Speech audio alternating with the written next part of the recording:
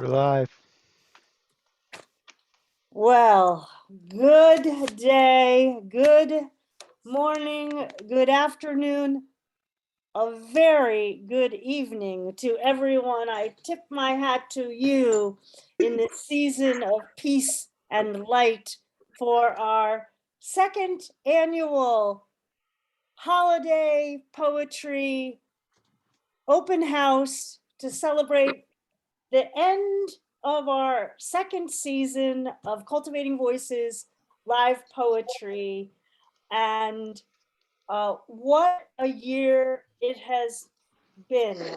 I could never have anticipated that we would, of course, I anticipated we would still be going, but I would not have anticipated that we would have to still be using Zoom or all the other reading series that we know, that we'd still be in the place that we are in terms of the pandemic. So all the more grateful that we're able to gather together to celebrate each other, have some good cheer, and of course, some great, great poetry.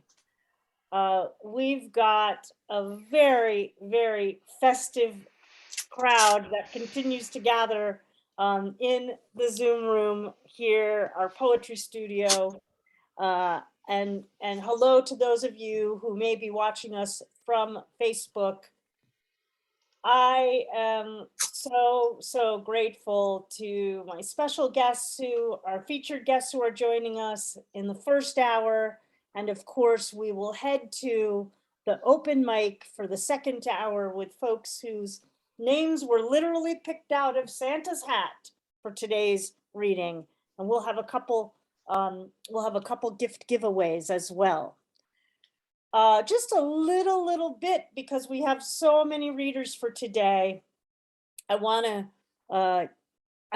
to give, of course, my immense gratitude to Don Krieger, Ports Parsons, for being here every Sunday, supporting this endeavor with me. We couldn't do it without them. And of course, to all of you who join us. Our guest readers today will be reading for 5 minutes each. And then when we go to the live open mic in the second hour, we'll be hearing from more of our members sharing a poem up to 3 minutes. So without further ado, I'm going to just say a few words about Cultivating Voices live poetry and get to our first reader, our first guest reader for today morning for some of you. Well, as you know, in March 2020, my sister Elizabeth Ann and I decided to launch a venture called Cultivating Voices Live Poetry. We started inviting people off of my personal Facebook page, and we began those first couple weeks with about 300 members. We're now over 3,000 people on our Facebook group, and a smorgasbord of all of you join us week after week for a number of our platforms, including our new book showcases, our live open mics, whether that's our wild card open mic or our featured poets focus.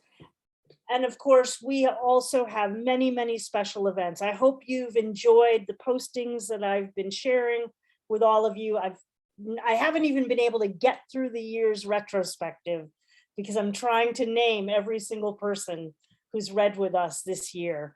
But if you've been a reader or a listener, just know that today is a celebration of you, and with my immense gratitude for coming together every Sunday from my kitchen. And I'm so grateful that we get to share in the spirit of the season with one another for some poetry from a number of our members who have graced us with their poetry during the year. Well, I want to start out with Cáit Wegrzyn and just say, Cáit, if we were to do the math, Cáit, with the exception of Don, Kim, and myself, may be the person who has attended the most readings, and probably the most consecutive readings if we also like started to do those kind of baseball statistics. So I want to, it seems particularly fitting to welcome Cáit and thank you for your amazing, amazing dedication. And so glad you are our first reader for today's special Holiday Poetry Open House reading. My honor, my honor. I'm wearing a sweatshirt of snow. In Colorado, this is the longest streak of non-measurable snow, and we're tied with 1887. We're in a drought. Yes. Cultivating voices, standing tree of strength. Gathering poets from around the world, we stand beside each other. Listening, we learn similarities and differences of culture, history, heartfelt delivery of experience. Healing words weave peace. Branches of this tree send us out to Kadiwampal, the verb to travel purposefully towards a yet unknown destination. Voices of accents, dialects, diversity, enlighten and intrigue. Hope rhythmically fills the air. I always come back to your CV, Sandy Yannone. To this, be blessed for all of us. Okay, I'm diving in the pool. All people live on the other side of the world. All people live on the other side of a country, on the other side of an ocean, on the other side of a river bridge, on the other side of the tracks. They are from the other side, rang out the warning. We all live on the other side. Traders will no longer divide. Side by side, 25 of the world's largest lakes are the size of the Caspian Sea. Delphos, the dolphins, are the womb of the sea. Protect as is above, is below. Rise, bald eagle, solo or paired, gallant wingspan across the land of thousands of years, first people nations. The vultures outsourced a rookery committee, fill a tree, a new colony. Forts are fortified, reinforce cruel captors' pride. First people deemed dispensable, newcomers chased indigenous from their hunting and fishing grounds and waters of survival. Those broken treaties defined their pride as genocide. Mend where you live. Modern days continue dissemination with greed. Once for gold, now pipelines, petrol, the world weeps. Once for gold, now for petrol, split-tongued patriarch closes federal governments to close down and starve the first people, closing the Bureau of Indian Affairs. Change this cycle. Reparations join a gathering of nations, bring truth to the power of education, the schools, books. We create a new language We savor the ancient. Dream an orchestra of poets. Dawn spotlights nature's renewal. Devote in the place you live. Overdevelopment. Cement trucks come in and pour for a new house. And then the rigs dump the remnants of the cement on the soil of the next house to be built. Planted trees, roots are caged by cement dumped spoils. Attention to the place we live. All of my love. Happy holidays. Now I cry. Woo! Woo!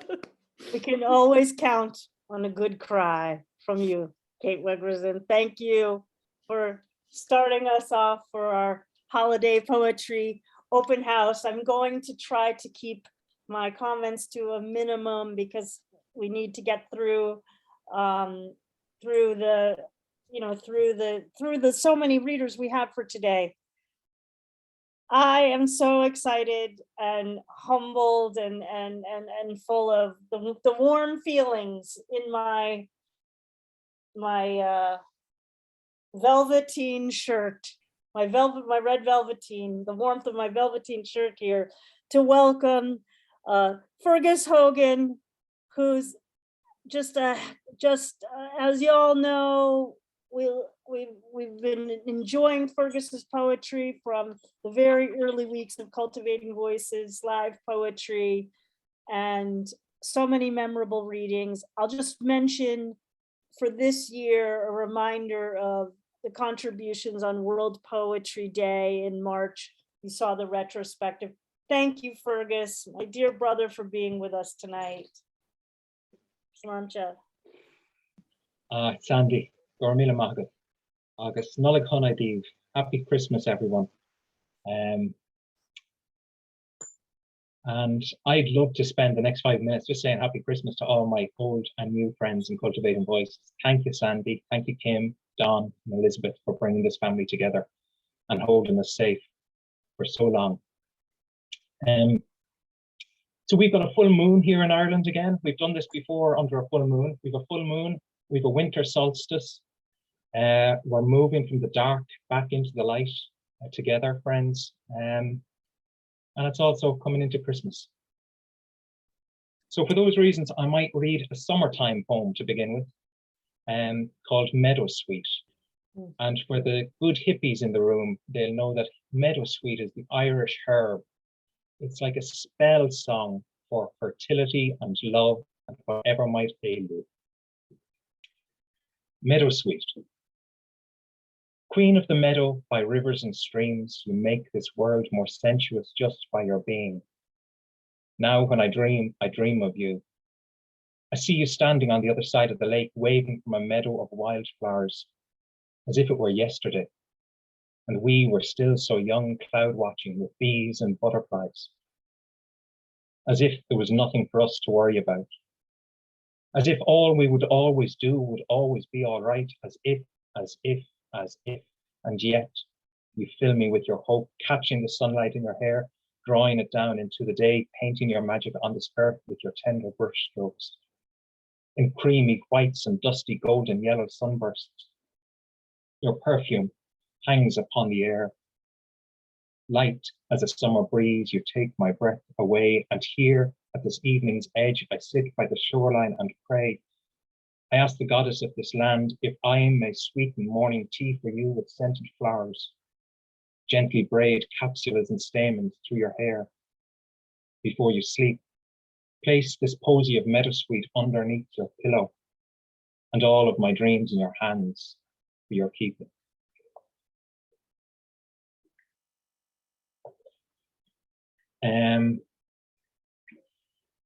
Thank you. I might read Winter Solstice from my chapbook, Bitter and Crying, for the nights that's in it. Winter Solstice. All winter long I search for crystals vibrating, bright as a poem of self-forgiveness. As the sun goes down, I dig through roots of trees, fallen in the silence of solitude, after too many nights left alone, leaning towards the pull of the moon. I gather wind-fallen firewood and a Yule log. Remember elders gone before me, stone struck against stone. I lift the sparks in cupped hands like prayers. I breathe flames into bits of silver birch bark, dry moss and twigs. This night, I keep the fire company till the first light of new dawn. And friends, if I could finish with a poem that was published this week in the Waterford Christmas annual. So we have a beautiful local annual that comes out each Christmas. So this is my Christmas poem this year. And I'd like to read it tonight for all of us, Sandy, Kim, Don, Elizabeth, but all of us, together now. You remind me every day, look up, look out from my self-centeredness, out of my window and into the world we share with all sorts of beings and soulful things. How we are all so connected, so dependent upon each other's careful attention and love. You remind me the past is the past and the future I dream of or fear might never arrive. You laugh and call me back to here and now. You teach me every time how to be present. Look up, look out again, watch and see how we bear witness to these fleeting moments. Breathe, life, love. It's enough. Happy Christmas, friends.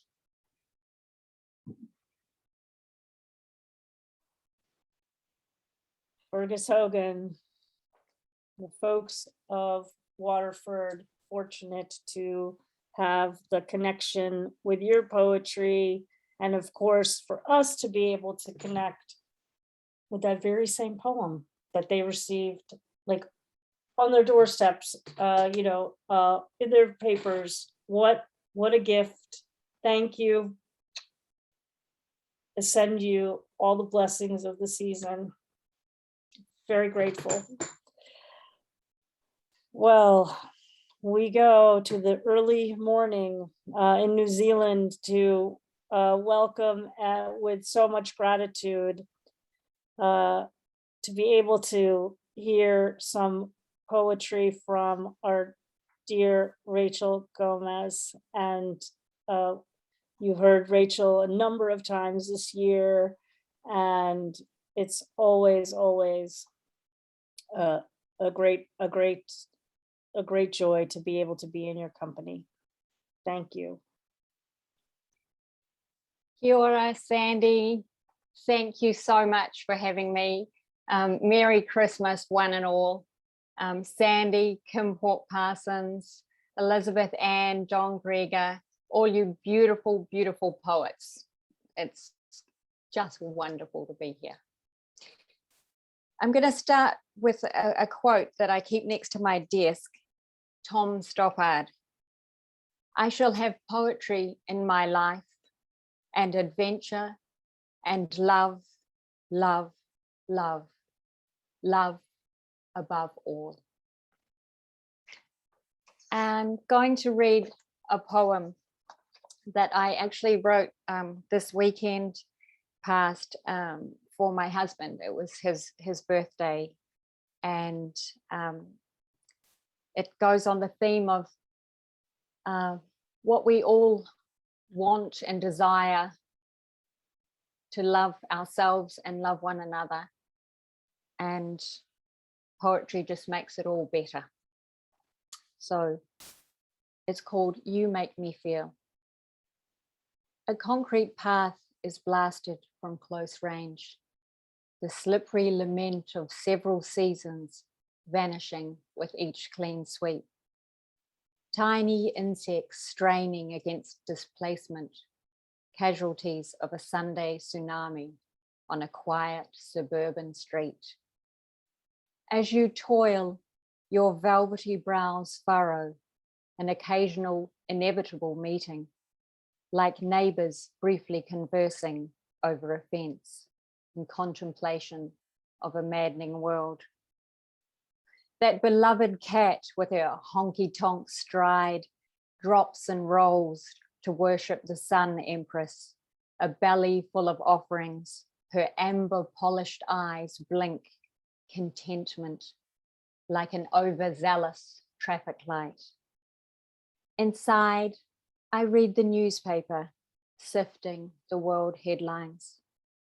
Children in the Congo mine cobalt for $1 a day. Man dies killed by the lion he loved to hunt. Lockdown rules broken by the Dutch royal family, hundreds killed by super typhoon. Elon Musk talks life on Mars. Mightn't Mars turn us away in protest of what we did to planet Earth, I wondered. Just then, you saunter in, a garden flower extending from those safe hands. On the doorstep, another year shuffles its feet, all barefoot and callous. How has time come to zoom by? Our bones are softening, and it's hard to keep a heart from hardening. Yet, despite it all, perhaps because of it all, you knowingly reach out, place an arm with a needle upon a black eclipse of vinyl, peel us a sunset from a simple grin, and spin me around with the conviction of Aretha Franklin looking for Jesus on a Saturday. Thank you. Merry Christmas, everyone.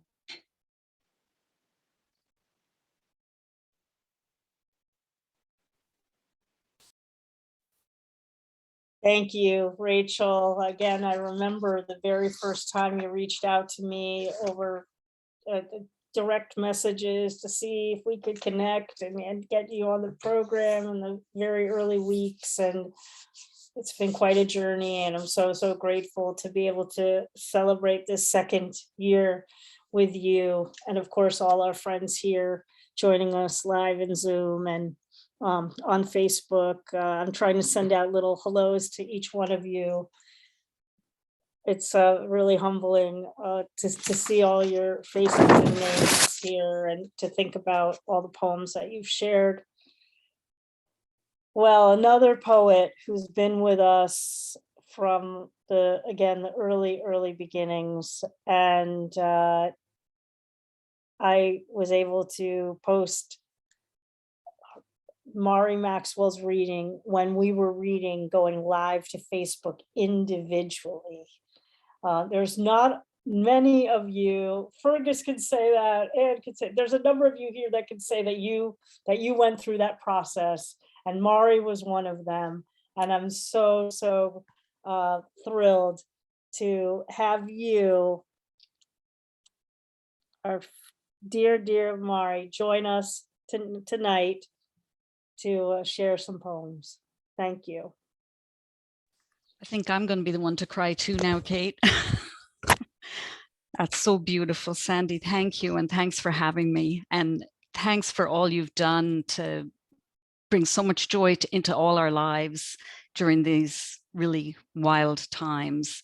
And the same too to you, Kim Ports Parsons and Dawn and Elizabeth Ann. You have brought much solace to this person here. Thank you. Autumnal shift. Amethyst harebells sweep translucent trumpets, hold tight to the earth, ringing, singing in October scowls, spread coy skirts along swaying tides where we all drift. One main winter.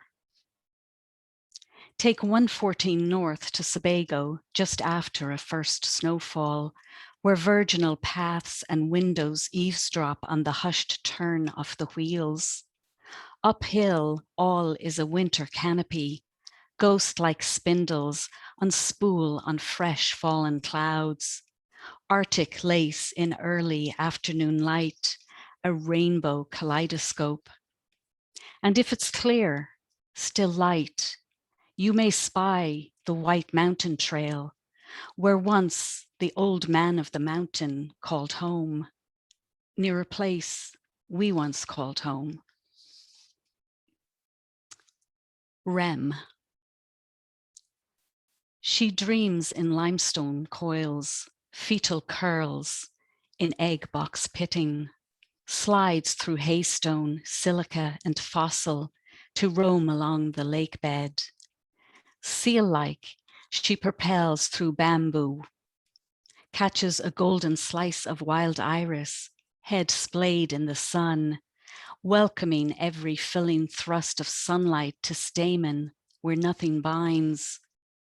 Before her, the lakeshore summons her down, deeper to where the yawning abyss awaits to cast its spell. And how, yes, how she is gladly lost. Thank you.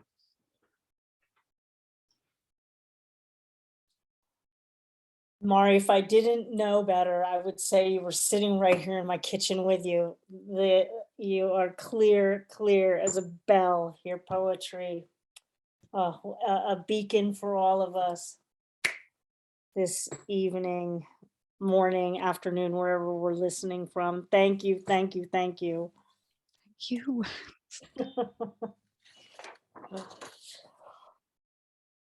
Again, next, what can I say about Martina McGowan? You've heard the poems from since Martina joined us a number of times this year and last year, as Martina was releasing her much acclaimed collection, I Am the Rage. It has been such an honor for me to get to know this poet and to be able for all of us to get to know her and her work and her dedication. She shows up almost as much as you, Cáit. And I am always the better for being in the room with Martina McGowan. Thank you. And also, folks, my dear featured guests, please put in the chat where folks can pick up your collections. There's still a little bit of time to pick up those last minute holiday gifts. We want to support our presses and journals and such. So welcome, Martina. Thanks, Sandy. And thank you, Don and Kim and Elizabeth Ann, for all that you do. I can't add much to what Mari has already said, so I'll spend my time reading the poems instead. With our hearts eaten out by the pain and suffering of all, from harassment, crudeness, brutality, joy is still spoken here. Joining the glorious cicada song that we shall all be free and unmolested one day. Backs still bending beneath the grinding wheel of time, joy is still spoken here. Judging, we've cried our last tears, thinking we've keened our last goodbye, we still find joy. Contentment in the warmth of love, gratification in the temporary calm, respite in communion, exaltation in dance, wonderment at new life, merriment in simple pleasures, ecstasy in nature, rejoicing in faith, triumph in still being alive. In defiance of all else, joy is still spoken here in this heart, in this life. Light lives within, hope burns bright, and for generations to come, joy will still be spoken here. This next obviously is not my own, but I think it speaks to the bond that many of us have made through CB by one of my all-time favorite poets. And the youth said, "Speak to us of friendship." And he answered saying, "Your friend is your needs answered. He is your field which you sow with love and reap with thanksgiving. And he is your board and your fireside, where you come to him with your hunger and you seek peace for him. When your friend speaks his mind, you fear not the nay in your own mind, nor do you withhold the eye. And when he is silent, your heart ceases not to listen to his heart. For without words, in friendship, all thoughts, all desires, all expectations are born and shared with joy that is unacclaimed. When you part from your friend, you grieve not, for that which you love most in him may be clearer in his absence, as the mountain to the climber is clearer from the plain. And let there be no purpose in friendship, save the deepening of the spirit. For love that seeks aught but the disclosure of its own mystery is not love, but a net cast forth, and only the unprofitable is caught. And let your best be for your friend. If he must know the ebb of your tide, let him know its flood also. For what is your friend that you should seek him with hours to kill, seek him always with hours to live? For it is his to fill your need, but not your emptiness. In the sweetness of friendship, let there be laughter and sharing of pleasures. For in the dew of little things, the heart finds its morning and is refreshed. Thank you.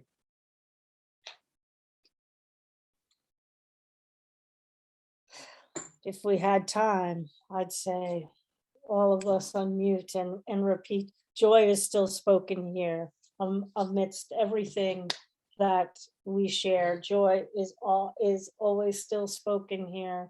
Grateful for today to be reminded of the prismatic way. We live, thrive, attempt to survive in the challenging times, with always that reminder that joy is always something necessary to be spoken. Thank you. Thank you so much, Martina. I will move us to the north, in Canada and Calgary, and to another dear friend to Cultivating Voices, another person who you can go and see the very first time when Josephine read.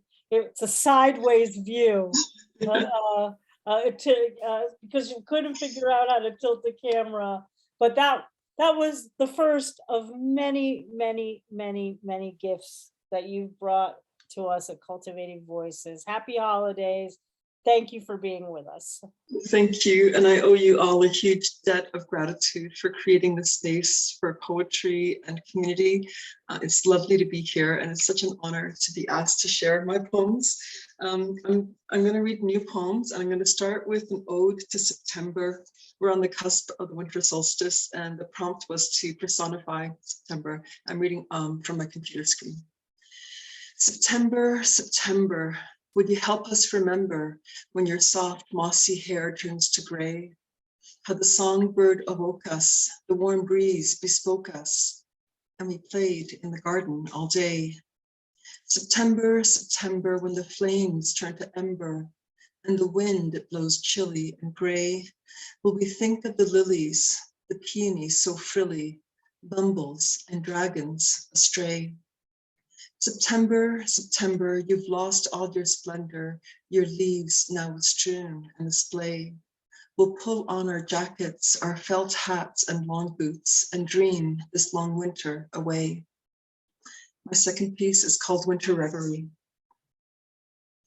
The sky heavy round our shoulders today, a cloak of unfallen snow, and now, warm in my home, I watch as flecks fill the globe. Tomorrow, the tracks of deer will have been filled, the crisscross of coyote, the spindly signs of crow. Tonight, under down, we can dream that first dream, that nameless scent, that unbroken hush of first winter. The next piece is called Wolf and the Willow. Mistress and cubs, sedges and disparity. When will we understand it is not an either-or world? Nothing exists in isolation. Man cannot manage nature. Nature, nurture, mother, earth, creator. The intricate dance of cattle and deer, the sedge and the willow, the wolf. The next piece is called Hoarfrost, and Hoarfrost, we wake up to Hoarfrost here when there's moisture in the air and it freezes onto branches and twigs and stems. Dazzle refraction, winter light scintillation, this network of branches. Unseen artist transmutes leafless landscape to platinum, crystal, lace, captivating six-sided symmetries. Bundled bodies pause, mouths wide in wonder, then on they forge, condensing breath, dissipating morning frost. And then a haiku. We walk in darkness, listening for the winter song of stars. And two more short pieces. This one is called Nighttime Deer. Snow reveals the path of deer across my moonlit lawn. Winter's whispered secret. Winter's secret whispered beneath the moon, across my snowy lawn, the dreamy path of deer.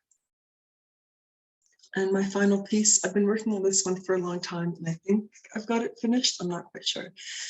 You are a winter garden, buried in cold ground, dreaming of new life beneath a crust of snow. Deer pauses to chew on dogwood. Magpie feasts on mountain ash. Hare halts beneath overhung branches, safe within the saucer of this place. I sit in kitchen window, bathed in double glaze, cup of tea in hand, because I know you will emerge when snow melts to living water, shoot and stem and burgeon, unfurling calyx, orienting corolla velvet soft towards the radiance of the new sun. Thank you so much. Much gratitude for the many, many ways that you have shown up to Cultivating Voices live poetry over the year. You were part of a number of readings, and again, folks, you can go and pull them all up on your own and listen to them over and over again. Thank you so much, Josephine. Well, again, we earlier this year, Matt Mooney brought out his latest collection, Steering by the Stars. We were able to have Matt as part of the new book showcase, but Matt's been with us many times in the live open mic. And I also, of course, remember your sharing, as I do those of you who shared last year during our holiday poetry open mic. And Matt is one of those poets that also was going live to Facebook with us now many, many, many months ago. Welcome, Matt Mooney. Sandy, thank you very much. Now I have a cocktail. I've been mixing a cocktail of very short poems. So, and I will just, as an introduction, just mention the source of the poem. The source of the first poem was a young lady, a niece of mine in Melbourne, who was homesick. And in her words, and I think maybe Facebook, I picked up this homesickness and I wrote a poem for her. It's called Hot Port. Hot Port. Snowbound in Bantry, stranded up in Sheskin, thrown together tightly by an overstaying frost in its grip days on end. Streaming out well-clad, we create snow angels and our own snowman. Coming in red-cheeked, gathering up to the fire, sharing out the hot port. And the second poem is, the source of the second poem is a homeless person. Of course, this person is nameless to me, unfortunately. Here we go. Homeless. A sleeping bag, he's home, thrown around him. Seated on a city bridge. His only company there, footsteps of indifference, making him invisible, chilling him as they pass. And the river down below, on its way to Dublin Bay. Used to staying silent, catching now and then snatches of what is said in the evening rush, left out of all that is despair, gone to the bone, no hope of good times.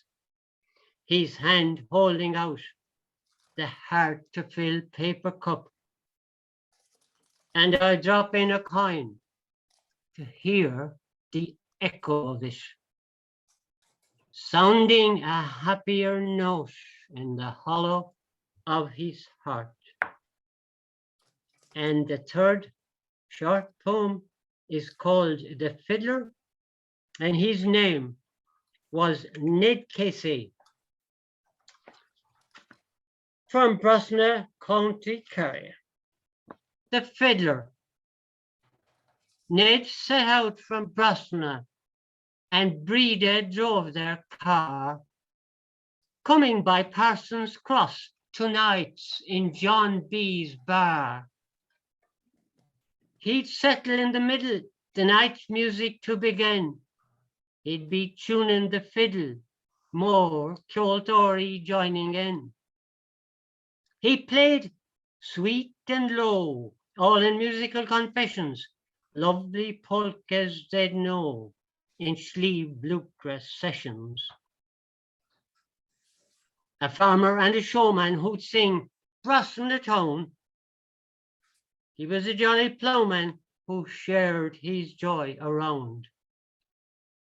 The pride of Erin player, one time across the pond, and a gentleman by nature who loved his native land. He sang the song we loved at a Nihik show at home, then afterwards sadly died. Breda told me on the phone. And the source of the next poem, those poems were from the Singing Woods, 2017, and the last two poems are from Earth to Earth, 2015. And the first poem of the two that I will read tonight concerns my own wife. So, and it's called The Dancing Years. This is for Mary. Would you say yes and thank you if I were to cross the floor tonight and ask you out to dance, dear? Well, yes, I would. I would indeed. If I were asked, I'd dance with you. Love comes with the asking only. Take to the floor tonight with me. It's better for us than being lonely. By the fire, the two of us so quiet, who swore to share our lives as one. Let us fill the space between us here by remembering our dancing years. And the final poem is about my finest of a grandson called Liam O'Kelly. And it was when he was even younger still, and their family were living in Brussels. And the poem is called Half Light.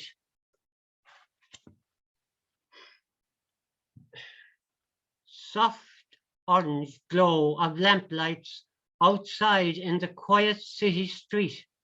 Inside, a tired child lies sleeping after his long walk in the wood. He's tired too of all this waiting for Santa Claus to come to him sometime later before the dawn.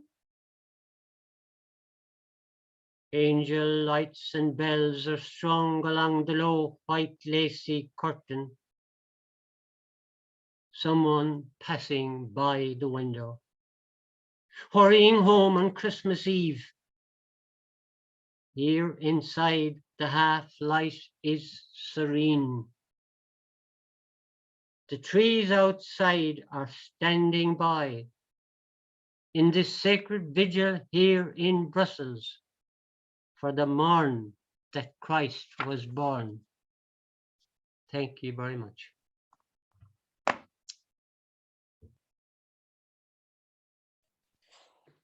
It wouldn't be a holiday poetry open house without Matt Mooney. Thanks for being with us, Matt. Thank you, Sandy. And my best to you and your family for this holiday season. And you likewise. Indeed. Well, we move next to Kim Ports Parsons. I'm sure I would not want to follow Matt on the holiday open house mic, but you're up for that. You're up for it, Kim. And of course, everybody, you know, Kim's my dear friend from graduate school, and we could not, there's no way we'd be sitting here today if it wasn't for all the work that Kim has put in during this year. And she stepped up to the plate last year when we were planning for our Laureate Love Fest in February, and helped organize that and stayed on after to continue to support this endeavor. I'm so grateful. I send all the love to you, and let's hear some poems. Ho, ho, ho, ho, ho, ho. I hope I stay stable and can stay on screen, because I just want to smile at you guys. I just love you all so much. I'm so happy to be with you today. Best happy everything, whatever it is you like to celebrate. I'm going to begin a little mystically. May the particles of my body travel the endless conduits. My father came to me in a dream a week after he died, knocked on the front door and grinned in the summer night air. He glowed from some unseen amber neon. Everything is fine, he said. I wanted you to know. Then a beam of light, bright and cool, just took him, carried him down the road like high beams sliding a bedroom wall, a shadow's opposite. Home in dreams is that house on the hill. Trouble is the Sunday school. Tonight the moon taps me on the shoulder, floating in an unmoored boat, my mind rocked awake. I used to argue with the teacher. His name was Vernon, which means alder grove. He insisted God was an old bearded white man on a cloud, I swear to you. And we were made in his image. He's buried just feet from our family stones. When I die, lay me in the loam under the big oak on the path through the woods. Deep down in the endless flow of talk there, among the trees there, from the centurion to the saplings. Sometimes I sense it passing under my feet there, like a bird overhead on a bright day, but in reverse. May the particles of my body travel the endless conduits. I wish I had the right words to part the sea of all the nonsense and save us all from drowning. Quiet those commandments. Press my ear to earth and listen hard. A network of souls whisper, and the dark matter stretches. An infinite stream, we swim and swim. That's one image from which we're made, Vernon. The alder grove's another. Try to remember what cannot nor ever will be named. All that we are is this river of light.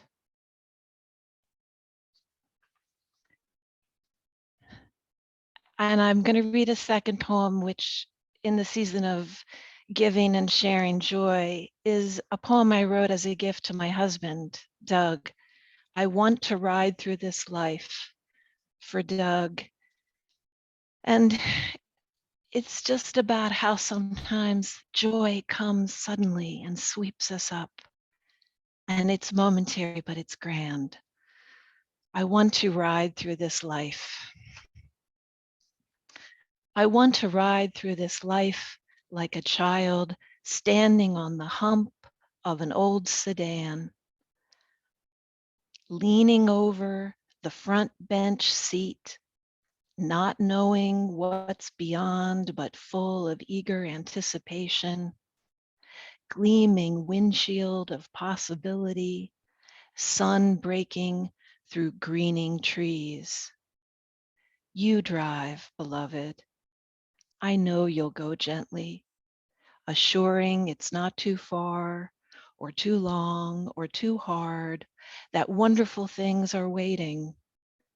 Along the way, songs we know and sing along, and new songs, and special things to eat and drink, and games with words and laughter, and space for silence too, for sleeping and even dreams.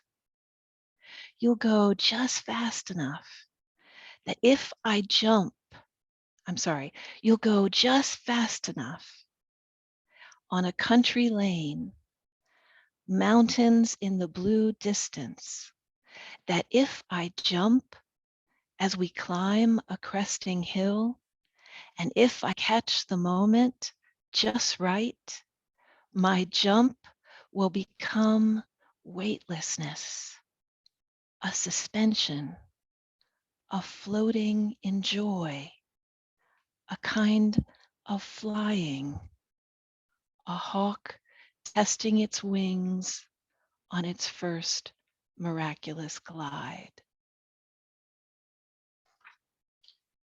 Peace, love, and poetry, you beautiful people.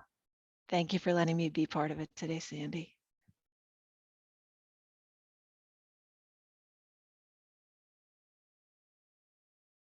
Peace, love, and poetry right back to you. Don't try not to choke up. Okay, everyone. Kim and I always sign off when we're writing to each other with peace, love, and poetry. So it's very meaningful to be able to just share those words, those three simple words, huh? But they hold a lot of, they hold so much. It's such a big container, peace, love, and poetry.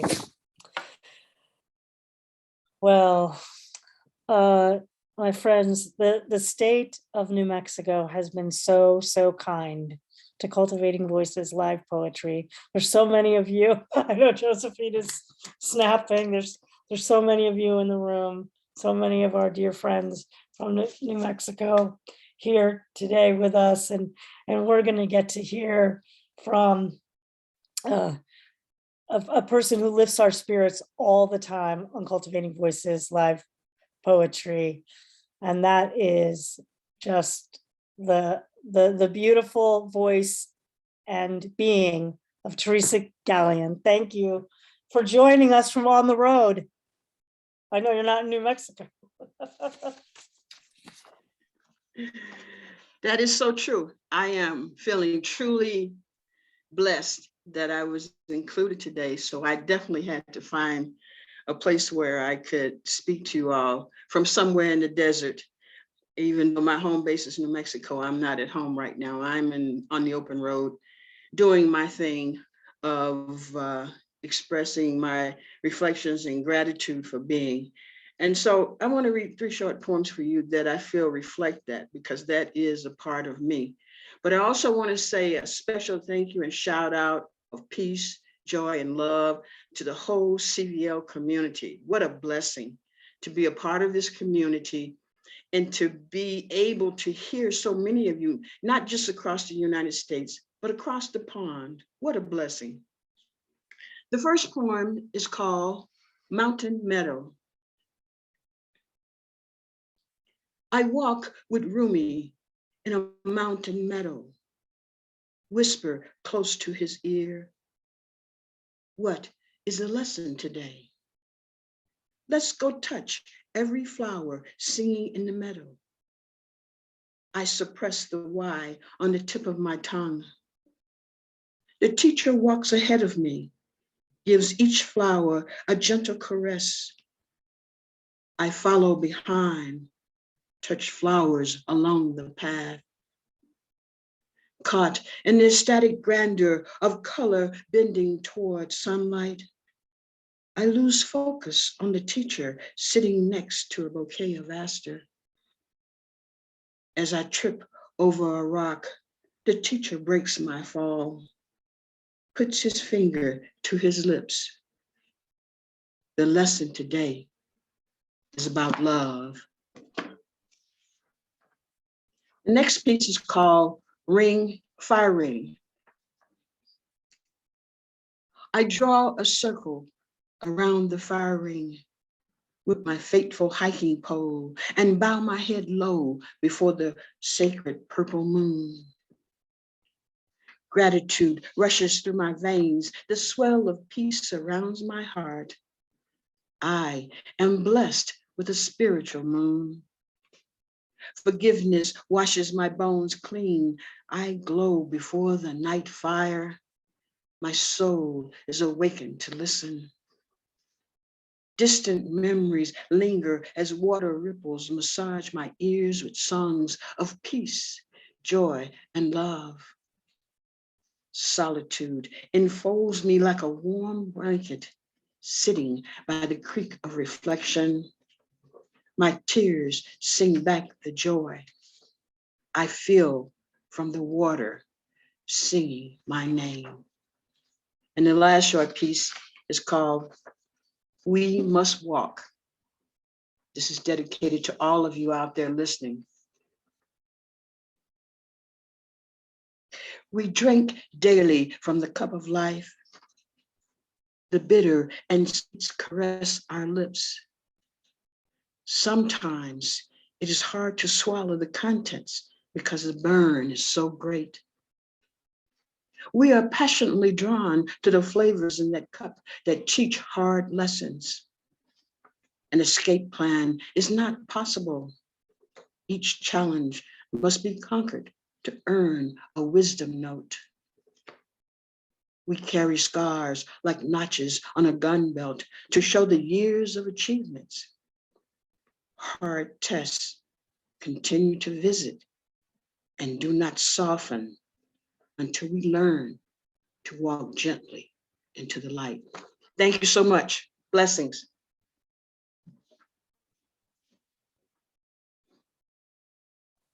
Thank you, Teresa. Safe travels. Thank Safe you. travels. And again, Teresa joined us for a new book showcase this year. Her latest book, The Scent of Love, of course, so appropriate for this time and every time, every moment. Thank you. I always love hearing you work, and always so happy when we're able to be in each other's company. Well, again, one of the gifts of this year was that I got to meet our next poet in person for the very first time. And right, yeah, you know, I met Don Krieger through, I think, Susanna Case, and Don helped support me do a reading through endeavor he was starting called the Hopscotch Readings. And as a result of that, we stayed in contact. And as you know, everyone, the rest is sort of CV history. Don joined to support this endeavor. He's here every week. He is also just a poet that I admire so much, and I'm looking forward to Don's new book coming out and you all being able to hear it in our third season coming up. Would you please welcome my dear friend that I got to meet this summer in Old Saybrook, Connecticut, and had a beautiful lunch with, Don Krieger. Again, I'm getting a little choked up. Thank you. Yeah. Thank you, Sandy, and thank you everyone for being here. It's an honor to get a chance to read in this company. I send poems out to be reviewed by literary journals just to get the people that I know are there to read them. So it's really nice that you're here. And it's wonderful for me that I get to do something that's so easy and that's good for a lot of people, that helps a lot of people. Like Mari said, I mean, a lot of us depend on it, and I do too. I have two poems for you. They're new ones. I don't think you've heard them. For No Reason. Oh, this is a composite. It's written in two voices, and when it switches voices, I'll snap my fingers because you can't see it on the page. For no reason. The right carotid, a vascular case with stroke risk, so I am here. For no reason. Her heart stops, her brain too. I know you from your world, I know you from your world and scripture. You drowned everything when you repented. The brutal world you had made, you murdered Lot's wife for remembering her city as you burned it down. What's her crit? When it comes back low, where's the hemorrhage? He cracks her sternum, closed heart massage, minute after minute, no rhythm or hope. You glorified Moses, who lay in wait to murder. You hardened Pharaoh's heart to alibi your slaughter. Egypt's firstborn to the last, calf, kid, lamb, and child. When I take over, the bone edges grind under my hands, her pliant heart beneath, soft and silent, but then living, pulsing, pushing back.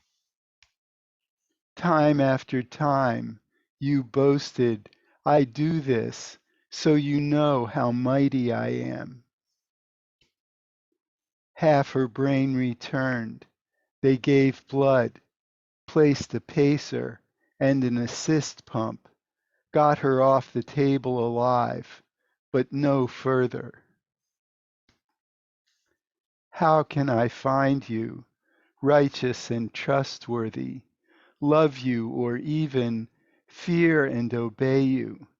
It's 100 generations since you've spoken.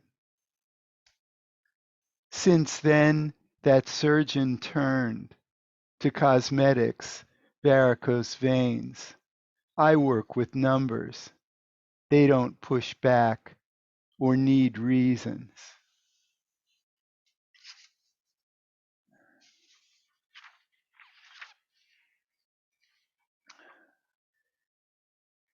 Reap the Whirlwind, 2020, deadliest year for gun violence in America, 43,500. American Journal of Managed Care. Billboards then, segregation now, segregation forever, visualize world peace. These days with the COVID, we keep the windows shut, hold our water, drive like the hunted, like the dispossessed. True Christians obey Christ. Women who serve gain paradise. At the rest stop, every other face exposed, guns at the ready. the others with face masks like targets. That's reaped the whirlwind.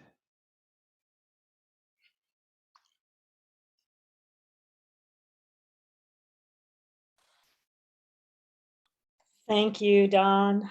Thank you is not enough to say to you, and we all share in our gratitude for not only how you support this platform week after week, but also for your poetry. And again, as I said, folks, looking forward to having you all hear from Don's new book in the upcoming new year.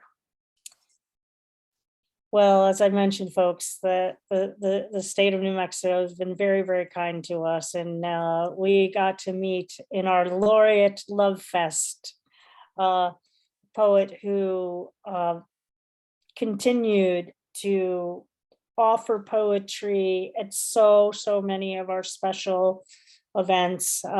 You've been seeing the postings. I'll mention just a couple. Our Laureate Love Fest, but I really want to laud the reading that Mary Oishi and Tanya Cohen and Janice Mir-Katani did on March 16th. Our witness a conversation with 3 generations of Asian American poets, and Mary is an astounding gift to the group, and I know you would not have felt the day complete without being able to hear some poems from Mary Oishi. Thank you, Mary, for being with us here today and throughout the whole year since we first met you at the Laureate Love Fest. Thank you, Sandy. It's my great honor, really, to be among this company of poets, and very hard to follow Don, I must say. Every time I read, or I even listen to others read at Cultivating Voices, it reminds me of this definition that I was required to write by the Albuquerque Poet Laureate Committee. It's the definition of poetry.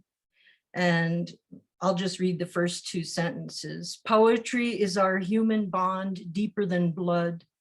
Like the underground root of an aspen grove, it connects us where we all belong to each other. I feel that every time I am here with the Cultivating Voices group. So thank you. I wrote this poem quite a bit before the pandemic, but it has additional meaning now. It's called You Are Here. Yes, others get unearned advantages. You are advantaged too. Ancestor to ancestor, goblet to goblet, poured strength to strength, through generations, centuries, tested, multiplied, strength to strength to strength, poured into you. That's how you squeezed into this life, equipped. Yes, others get unearned accolades, but what reward is higher than that you are here when so many times you should have died? In that dark room alone, in that dark room with someone who should have never been in charge. You are here hearing these words, so listen well. What gold trophied glory can match the fact that you are here? Less equipped, you would have died. When that crazy man grabbed you in the street, when waters rose, when fevers raged, when you got that shocking news, when you were completely betrayed, when your heart was utterly broken. Not even priest or wizard could take such blood-red sorrow, paint this day in blues and turn it royal purple. You should have died. You should have died so many times, I cannot count them all. You should have died, but here you are, still here, still dancing.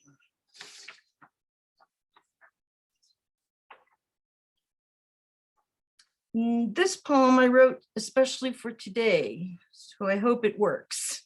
It's called Because Holidays. Because the sun sinks too early in winter, because the light disappears from your eyes, because this year it's brown and bare branches, because snow glare is so worth the shielding, because spring melts to rivers to quench us, because there are seasons we won't ever see, because we grow fixed, we go frozen, because we need this day, because there is no forever, because change, because light comes around, because light follows darkness, because holidays, because holy days, because hope, because hope. Thank you.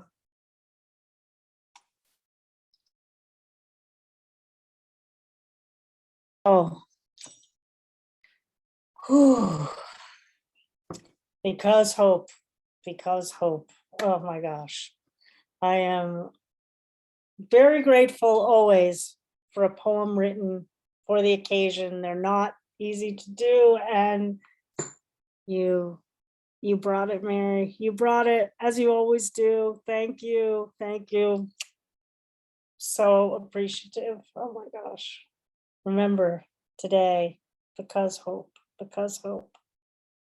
Well, I guess the last featured reader is me.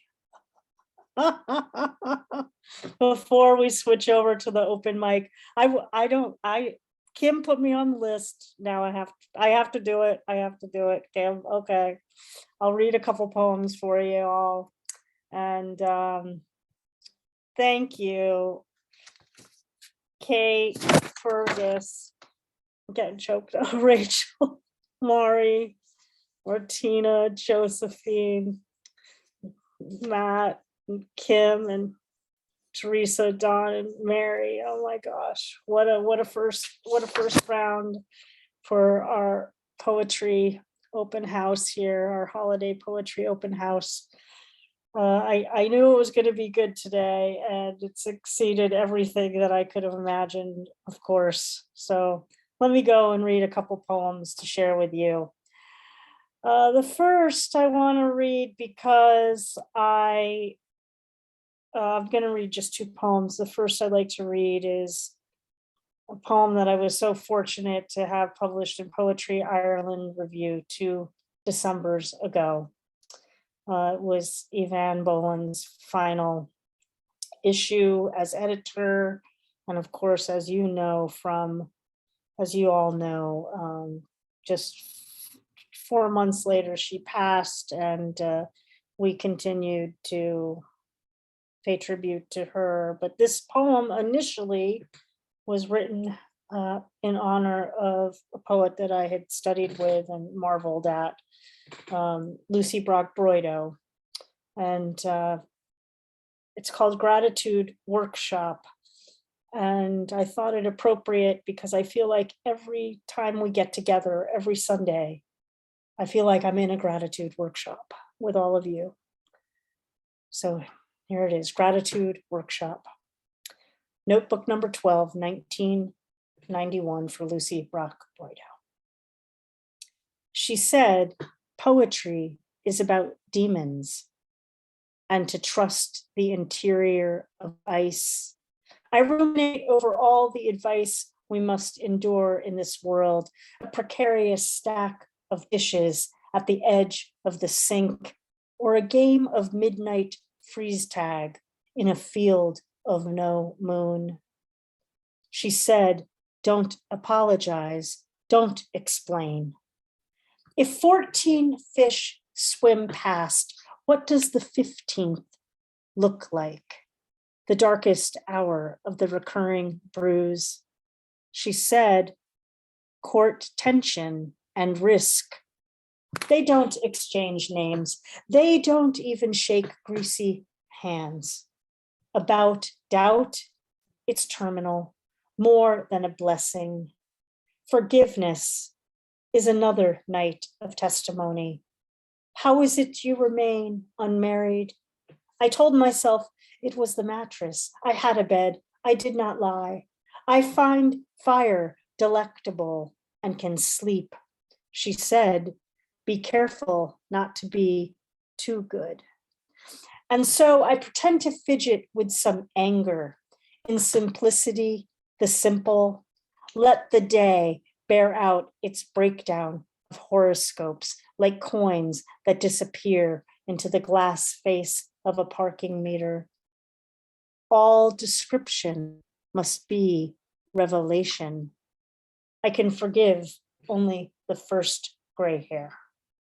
And in response to my longing, I burn the toast. Well, the second poem I would also like to dedicate to all of you. Again,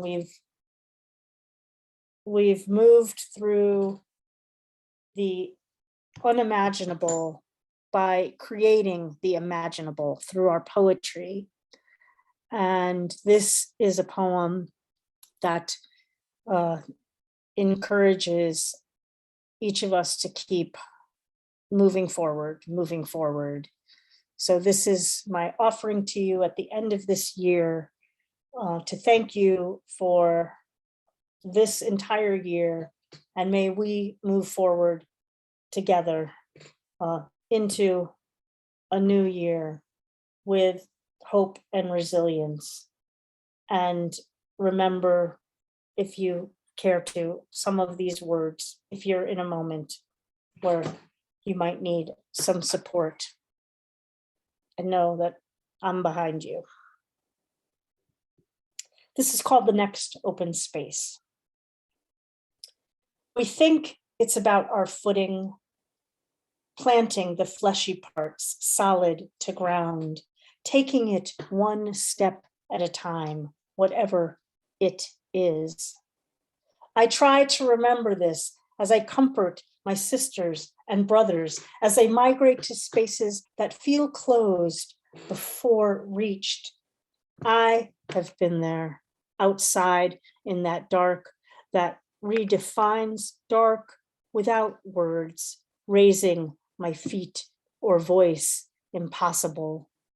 And yes, it is this dance that offers to turn us toward the next open space, teaching us there is so much more than what we perceive breathing under our feet, the ground rising all around us like immaculate glass cities. Look up, always look up. And remember this about the next open space. There is always more than one. There is always more than one. My utmost gratitude to each and every one of you.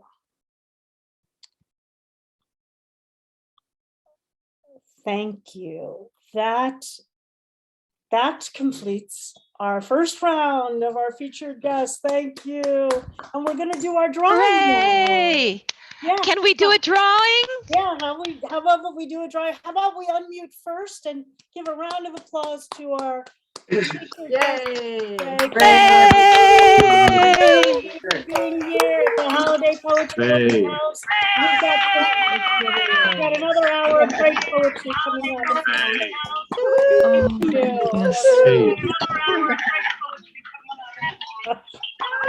The joy. All right, Kim, go ahead.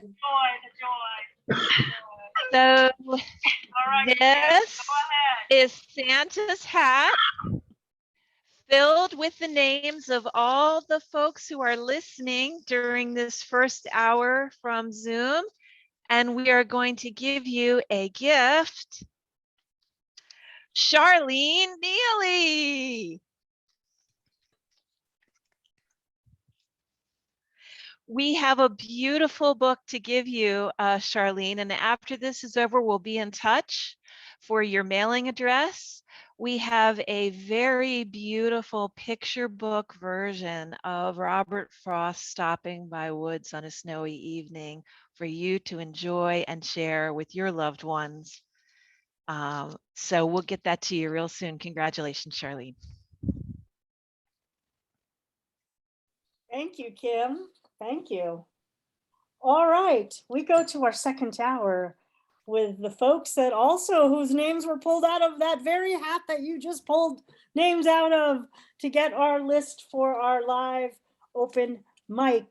And first sharing with us today, and a reminder, it's one poem, folks, up to 3 minutes, please, so we can get everyone in and keep our celebration going. Our first wonderful reader I met first at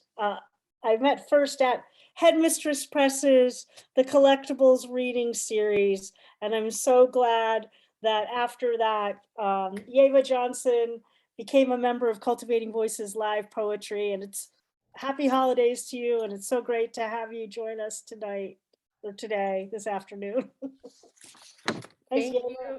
Thank you so much, Sandy. I am very honored to be here and to be reading with all of you today. Thank you so much. As those of you who know me, I have one poem. It's not that long, and I do a little music before and after. That's how I do poetry.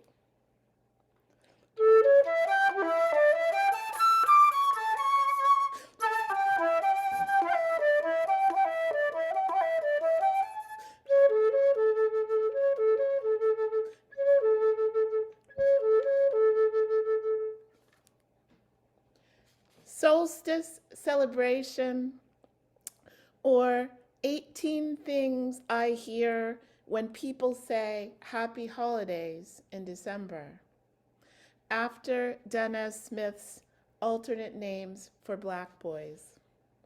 1, each day shortens so that darkness triumphs. 2, Black is beautiful. 3, I succumb to desires to sleep and nest in my bed. 4, some years Hanukkah comes early and the menorah has already been put away.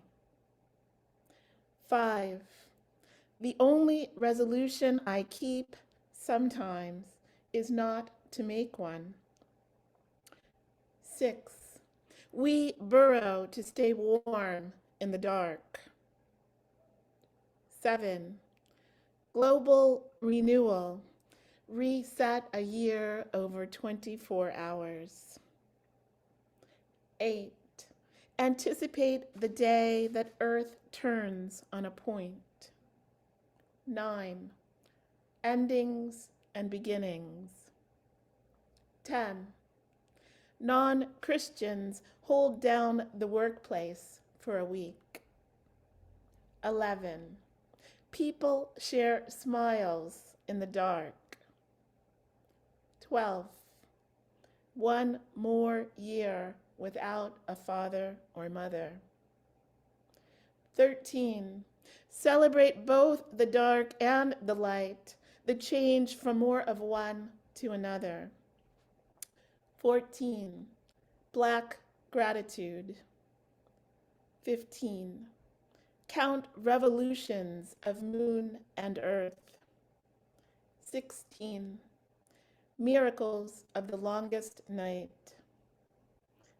17, sometimes light represents false promises for change. 18, darkness is the birth of hope.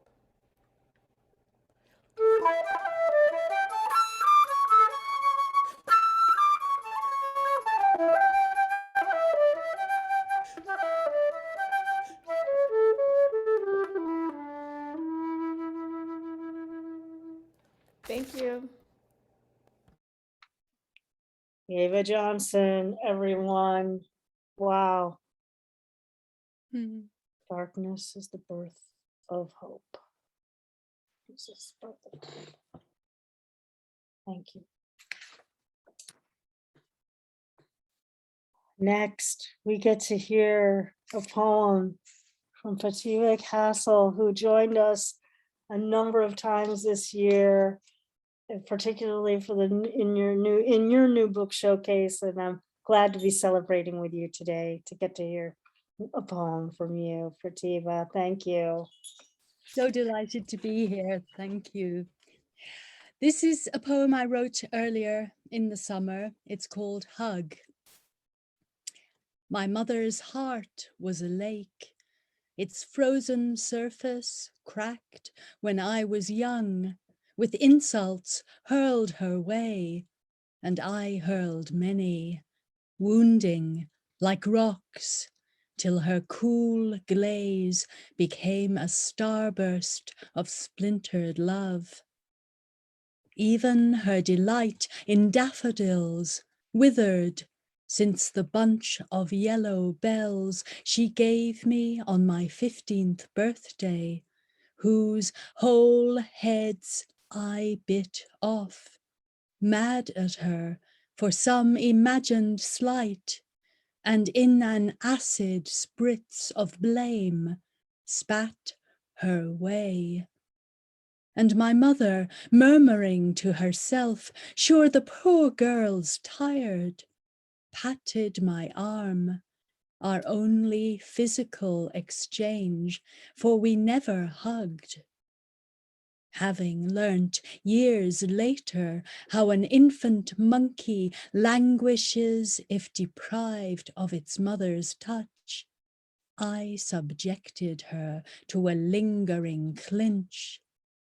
Not just a brief ooh la la peck on either cheek, stay 2 feet away from one another sort of hug, but a belly to belly, chest to chest grip, palming up and down her back, as though grooming the silk-eyed Persian hunkered on the couch, glaring. And on a normal day, the only flesh my mother or myself would handle. And when she tried to edge away, I fastened my grip like, now I've got you, Ma, you're going nowhere. The way when small, I ached for her to hold me, limpet tight. Thank you.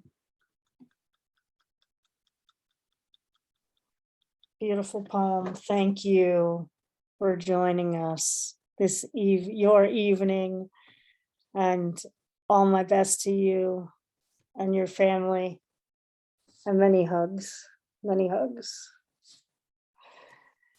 Many hugs, Prathiba. Been looking forward to seeing you in the new year. I am so excited that we also get to hear tonight. I say tonight when I know it's tonight for the person that's reading. From Patrick Lodge, welcome. So great to have you. Hey. Hi everyone from deepest rural Yorkshire. It's great to be here, though I'm not sure where here is, given that we're so international. A world of poets, eh? Well, thanks to everyone involved in this marvelous gathering. I'm going to read a short poem. It's called Kestrel on Fanny Lane.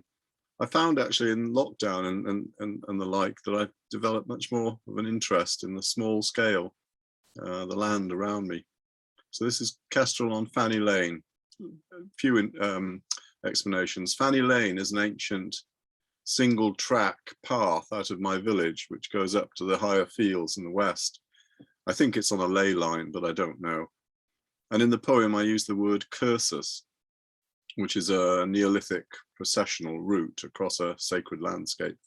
So this is Kestrel on Fanny Lane. In violent stasis, the kestrel hangs above Fanny Lane. Here is a bird uplifted, full of its life, tail feathers fanned, wingtips flared, head stock still in severe concentration, a scurry beneath its talons. At each step I take, the wind hoverer shrugs slightly, side slips up the lane, keeping a wary gap, as if a time-served master were giving an apprentice room to watch, to learn. Beyond the lane top, where land meets sky, two posts stand in silhouette. Bereft of wall or gate, they frame the falcon, standing stones, hold it in a void where the dying light streams across, offering an invitation to any who would desire to walk this cursus, who would leave the lane, defined, straight, to haul up the mazy trackless field and step through. Thanks, Sandy. Thanks for everything. Thanks, Patrick. All my best to you during this season. And to you. And Nadolig Llawen. And we'll see you in the new year. God willing. Indeed, indeed, indeed. Just want to remind you, as we head to our next reader on the open mic list, that stay to the end, because we've got another gift away at the end of the reading, to thank those of you for being here today. Well, next we go to another who gave their reading almost a year, new book showcase reading almost a year ago today, but also has joined us many times during 2021. And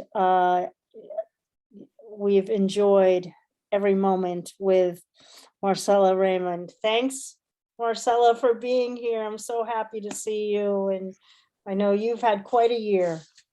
Thank you, Sandy. Yes, it's been quite a year. Yes, I want to say that I'm speaking to you from the lands of the Oceti Shakowee, or Seven Council Fires Nation, the proper name for the tribes of Santee Dakota, Yankton Nakota, and Teton Lakota people, often referred to as the Sioux. As Sandy said, it's been quite a year for me personally. My household has faced a number of challenges this year, as many of you, I'm sure, have. And I have to say that CVLP has been really a gift to me in this rough year. And so this poem is my gift to you. It's called Planting Seeds. It's been a hard year, and I was so afraid to go out. This love that lifts me, that works in me and feeds me, this love is my only gift to you. It spills out of me, dust weight seeds that with some God's breath crack open, germinate until wilder than the sky, this love grows into every hidden corner of the universe. Stars stick to it, each a pinprick glimmer at first, then glowing, pulsing, until its filaments illuminate the dark like dewdrops on spider silk. I wasn't watching, or I would have known how much you've needed such a gift, caught as you've been by the wing of your sorrow, fluttering against loss, battered by regret. There is still time. Open this gift and it can untangle you from your barbed past, mend with its golden light the brokenness in you, give you strength enough to let go. Hold it to your ear and hear it hum, touch it to your tongue, let it melt into you. Feel its weightlessness. And when you've gathered in all you need, when you feel it vine around bone and nerve, when it blooms in your shadowed heart, then please open wide and give the seeds away. Thank you.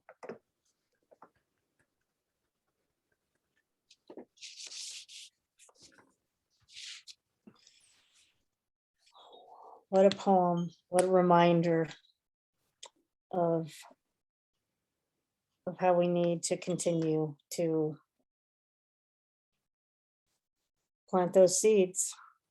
And it goes back to that continued idea of hope. Isn't that what planting seeds is all about? Is hope for the future, planting seeds. Thank you, Marcella. My best to you and your family during the season of light. Very grateful for everything you've brought to us here at CV. And now we go to Harvey Soss. Hello, Harvey. Hello, can you hear me? We can hear you perfectly. Okay.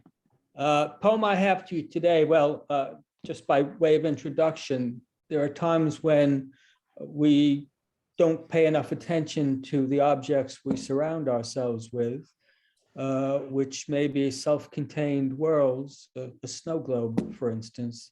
This is called Careful with That Snow Globe, Please. Certainly you must have been asked more than once, who lives there? By one of your children or some young relative, holding up the snow globe to the fanlight and gazing into its cyclopean eye, shaking the globe a bit, then sitting back to watch the snow settle, fine as powdered sugar on a pastry. Referring, of course, to the red roof chalet enclosed in blown glass, a rarity today when everything, snow globes included, is mass manufactured. Your glassed in house, smaller even than that little house on the prairie, chronicled by Laura Ingalls and followed by us. 9 volumes and 9 years on TV.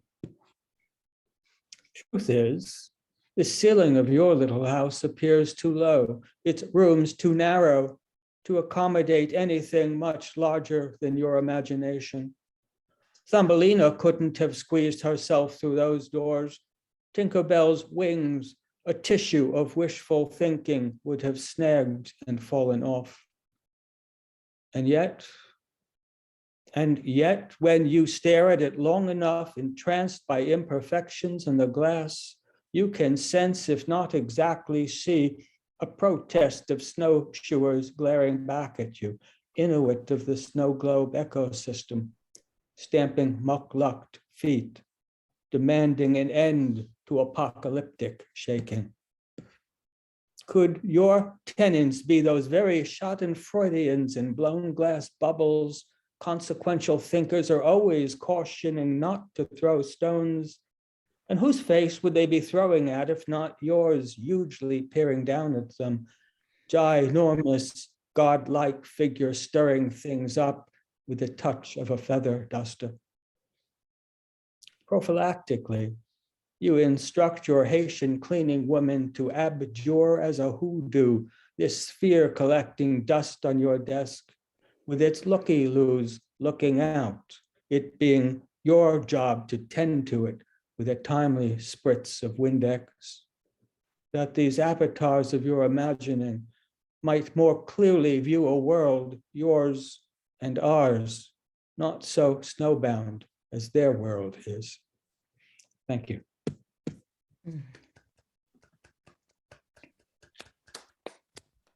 I now will never look at the snow globe the same way again. I hope not. You know, on your behalf, I hope not. We want representation. You know, one snow globe figure, one vote, even in Texas. Thank you so much, Harvey. And my best to you during the holidays. Same and we'll to you see you all. next year.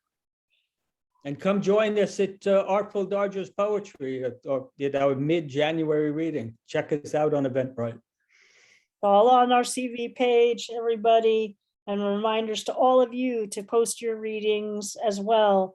All the new seasons will be starting up again in January, and it's great to support other reading series, and I look forward to seeing everybody, not only here, but at all the readings around the world that we are able to attend. All right, next, Kim, I'm going to double check. I don't see that Rosaline is still with us. So Yes, I am, Sandy. There you are. she is. Here you are. Thank I you. am. Oh my gosh, I'm here. I didn't see you in the list of the participants, and so my apologies. I'm very, very glad because I knew you were here. Welcome and happiest of holidays to you, and so glad we get to hear a poem from you. Thank you, Sandy, and Thank everybody. you. Yeah, fabulous evening. We have a stunning full moon here tonight.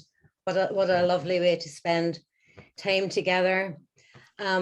This one is called Invocation, and just by way of a short explanation, it's inspired by Amergin, who is the first recorded poet in this part of the world.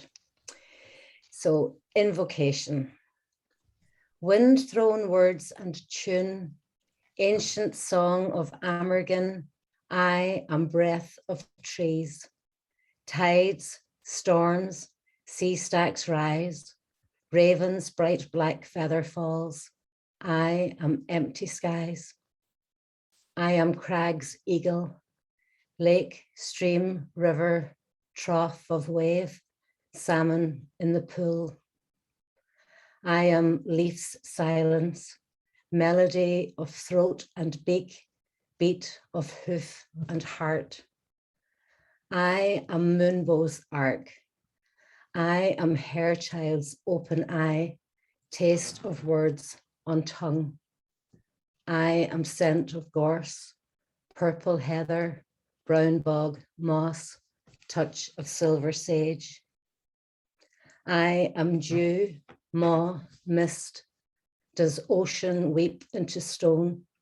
Where do raindrops rest? I am fire and ice. Where wakes moon or sleeps the sun? Who dries this earth's tears? Whither goes the elk? Whence comes the spark that fires thought? Who am I and why? Thank you.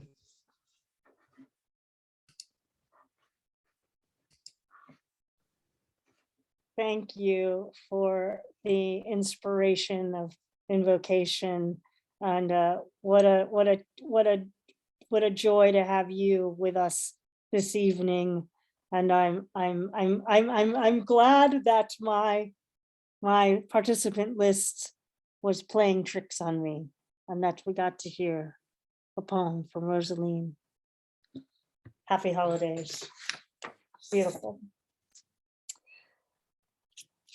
Well, another voice that I enjoy hearing when I get to attend, when I've been able to attend, in particular Lime Square, is another series that I love to promote. And if you haven't participated, make sure you join, sign up and join them some Thursday afternoon here in the States, or in the evening over in Limerick, and a voice you'll get to hear there, and that we've gotten to hear again since the early days of Cultivating Voices, is Cathal Mac Thréinfhir.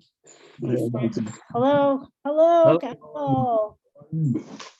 Thank you for inviting me along today, and yeah, thank everybody for the poetry, both now and what we're to hear. It's been beautiful. Thank you all. One poem for you. It's called Triptych of Touch. Triptych of Touch. Each of us is unique, a mortal mold used once. We strive to reach, to seek. Each of us is unique. Hunger to touch, to speak, connect in an instance. Each of us is unique, a mortal mold used once. We all exist in our own space, set free to possibility. We can choose how to run our race. We all exist in our own space. To reach, to touch at our own pace, to tune to human frequency. We all exist in our own space, set free to possibility. The human touch can sanctify with grace, the healing hand or love's most tender sigh. Swipe of virtuality has no place. The human touch can sanctify with grace, no need to justify to make its case. Touch, connection with an infant's cry. The human touch can sanctify with grace, the healing hand or love's most tender sigh. Sinead, thank you very much. Thank you, Sandy, back to you. A joy to hear your voice as always. Thank you. Thank you so much. Thank you, Sandy. Thank you, Don, for organizing this. Thank you very much. I would be very, I'd be very remiss if I didn't just, mention this powerful connection that that we fostered here in the early days of Cultivating Voices between, and it was because of my salmon connection between the poets of Ireland and the poets of the United States. There's so many other poets from different parts of the world that join us here, and they're here in the audience here tonight and on our site. But we're so grateful for the poetry, and yeah, I'm always very delighted and so grateful that that human touch extends through our poems, and here we continue to move forward. Our next poet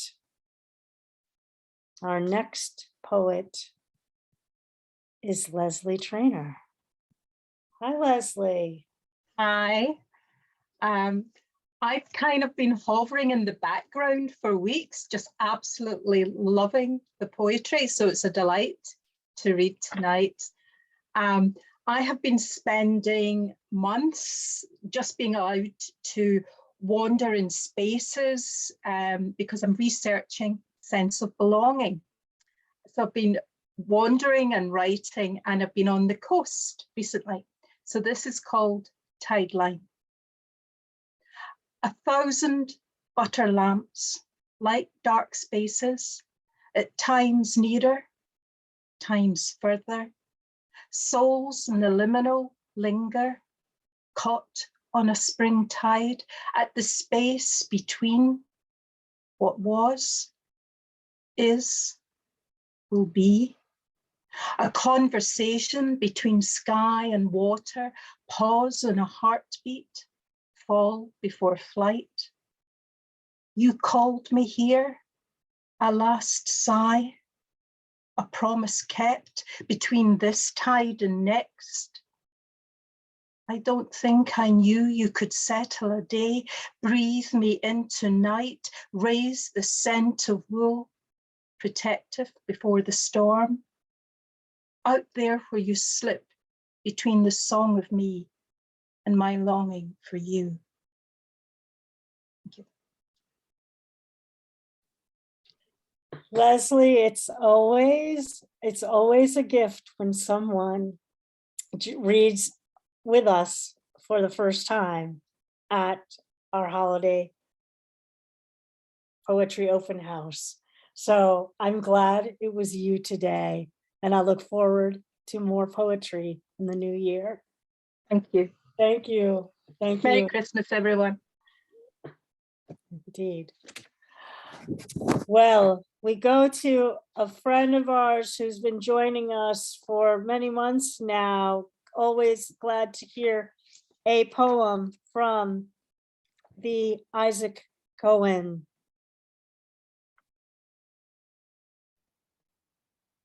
I say thank you, Sandy. You're welcome, Thank Isaac. you, Kim, and thank you, Don, and thank you, all my friends.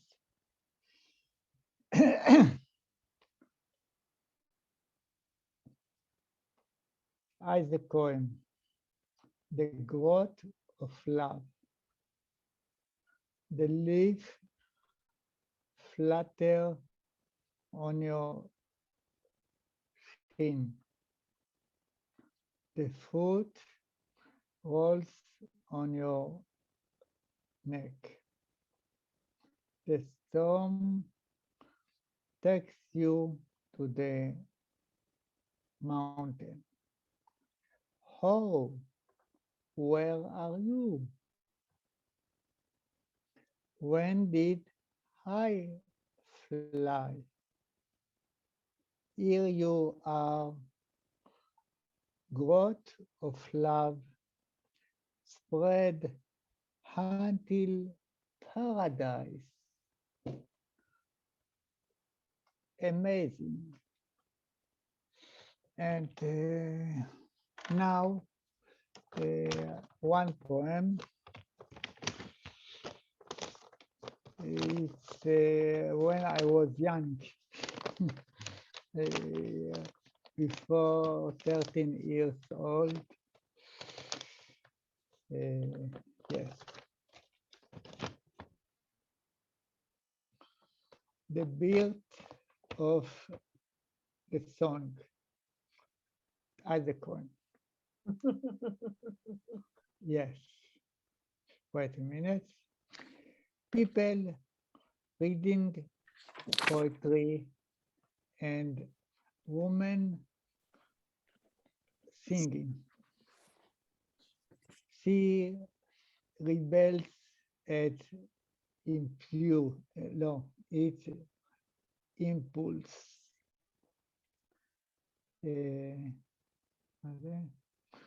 Silence, air, rubber, underwear. Shaking the gates of impurity. Yes, the quiet that wrapped the muse so beautifully. And in agony will be born a new song. Thank you, Isaac Cohen, Israel. Thank you, Sandy, and holidays. Holidays. Happy holiday to all my friends in the world. Thank you. Thank you, Isaac. Thank you so much. Many, many, many blessings Yeah. to you and yours in this season of light. I move us to Joanne James next. Oh, I'm so glad to have Joanne with us today. Welcome. Hi.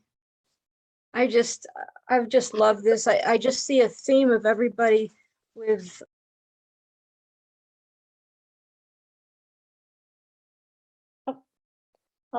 Up. Joanne, you just muted, so unmute, please. I thought I muted. Yeah, you had, but then something happened, so it happens. No worries. Okay, I'm glad you told me. I just said there's a lot here about change, and then how do we move forward, but then on a lot of having hope. I think that that's all I want to say. I have a poem. The title is "I Stand on This Gangplank, How Deep the Sea." Was it a curse? Was it a dream come true? You could swim through fire, or swim with orcas near Puget Sound in their suffering. Bring them the strength you were given for the battles of the heart. These are ancient shores, these are ancient times. Thunderheads mount the afternoons. You are not able to tell the truth anymore. But nothing's concealed, and yet you will be different. You will hold back. This, the gangplank of truth, this, the one-way street, where you stand, 1,000 planets singing an arrangement of broken dreams. Take that first step, fling into future of seas, future of cooking pots and kettles. When your life becomes constrained, wearing you down, always remember the ancient is continuous. Thunder is star-hewn. The seas a silent eye. Unblinking, you could hold your arms out to your sides when you step out into space. Thank you. Now I'll mute. Thank you so much, Joanne.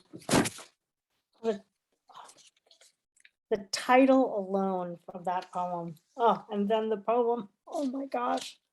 Thank you. I look forward to more from you and in the new year. Thank you. We go to, again, another poet who has been with us since the early days. I'm so glad to be hearing a poem tonight from our beloved Amy Berry. Oh, welcome. Hello, hello, Sandy. Hello, all friends in Cultivating Voices. I'm so happy to be here. I'm going to read a very, very short poem, a tribute to Mandela. It's called Prisoner 4664 on Robben Island. I had a chance to return to where I had spent 18 years in captivity, a 7 by 9 foot room. I could walk the length of my cell in 3 paces, where I have missed from those I love, birth and funerals, weddings and anniversaries. Voices overlap, but thoughts ran like a clear stream over rough sediment. And I often ask, what more can you do? But pray and hope, pray and hope. Here, I recall a warden's first words. This is where you would die.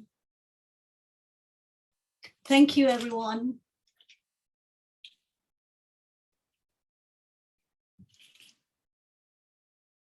Thank you so much, Amy. It's so good to see you and hear your poem reminding us of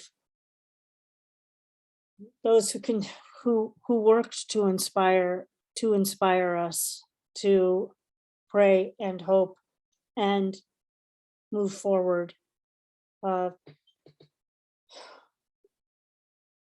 toward peace and our greater connection through humanity. That poem, wow, thank you. I'm very, very grateful to have that poem at the end of this year. My friends, we have our last 5 readers, and then we'll have our drawing and have a little hoo-ha together before we close out. We next go to San Francisco for a poem from Jeff Kaliss. Hi, Jeff. So good to be with you, so warming to be with you, Sandy. I think you warm the world with what you do for poetry and for all of us.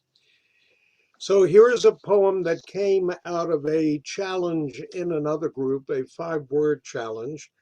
And the 5 words which we were all compelled to include, chosen by the group, were fairy, hoarfrost, that's a connection to you, Josephine, sassy, hydraulics, and hook. Here was my poem called Valiant, and as is often the case with my poems, it has music in it. A nod to the Fleetwoods and Come Softly to Me.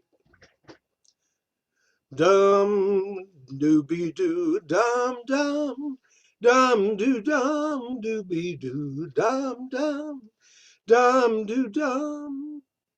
Tune your heart into the northeastern knob of the nation, middle of the winter, early in your life, where you were what it was, staying warm, staying live, neighbored by icy tides from Labrador, just in time for Valentine's Day, in time for a teenage dance at the casino, in time for a boy, still quick, still new, to claim the key from the hook in the kitchen to a Plymouth Valiant, newer still, though it's Dad's, and drive through flurries, flirting with evening to where she's growing up, out in Hull's Cove.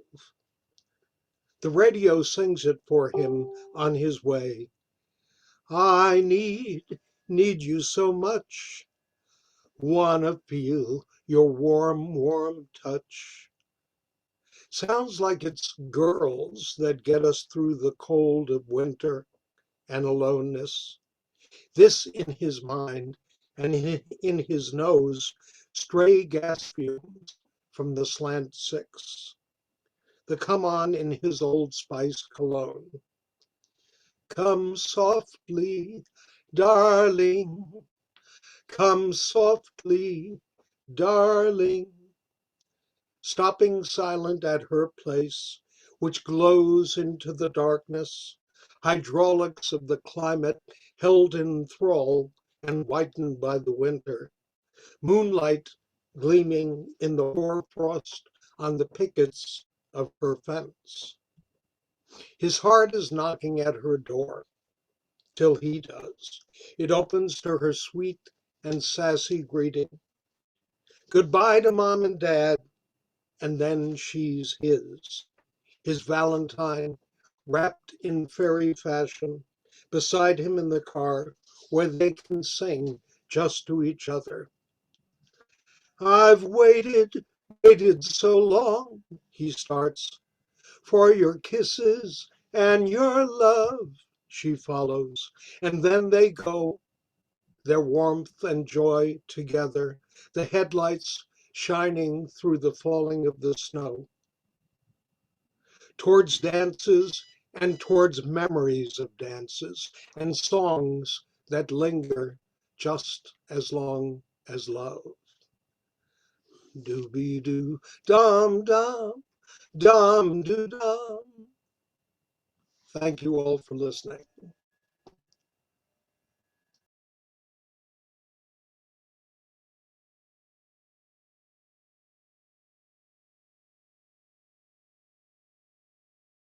Sandy, I can hear you now. You were Sorry. muted. Oh, I got it. I have to tell you all this very, very unbelievable story. So the Fleetwoods are from Olympia, Washington, where I live. So once I was holding a yard sale and I was selling a stack of, I was selling 45s. And Gretchen Christopher of the Fleetwoods, I didn't know who she was, although I knew the song Come Softly to Me, came to the yard sale and came up to me to buy a 45 of Come Softly to Me that was in that stack of records. She paid 25 cents for it at my yard sale. And she was absolutely thrilled to be able to find at my yard sale a 45 of her record that she and the other two members of the Fleetwoods had recorded when they were in high school. And they hit #1 on American Bandstand that year. So, wow, what a great memory. Thank you, Jeff. What a sweet 2 bits, Sandy. Oh my There you God. go. There you go. What a good, I couldn't, I'm sorry, I couldn't not share that story, folks. It was just too much kismet there. How could I not share that? So thank you. Thank you. It's all about the connection, isn't it? It's all about the connections. It really is. Well, and speaking of connections, I get to introduce now to hear a poem from one of my dear salmon brothers, Phil Lynch, whom we've gotten to hear a number of times this year. And I'm always so happy when we get to hear your poetry. Thanks for all that you've shared with us this year, Phil. Thank you very much, Sandy, and good evening, everybody. I hope you can hear me okay. I've had a lot of technical problems, so I haven't been able to interact much this evening. Reminds me, actually, it was April of last year I first joined CV, and we were doing it through Facebook directly, as you mentioned earlier then. So a bit reminiscent of that. Anyway, get on with it.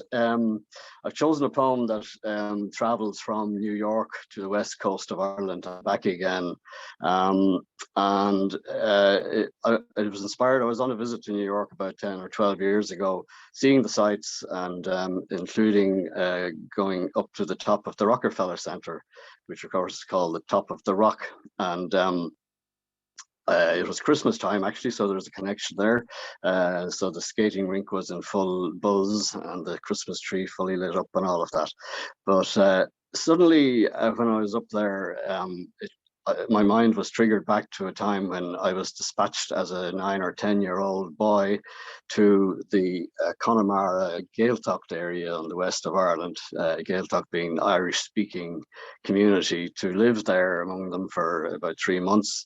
My first time away from home, I had nothing but rocks in the landscape for friends, and mostly wind and rain swept. My only link with home was to climb up on top of a rock and try and follow the jet streams in the sky and imagine that they were then over my home.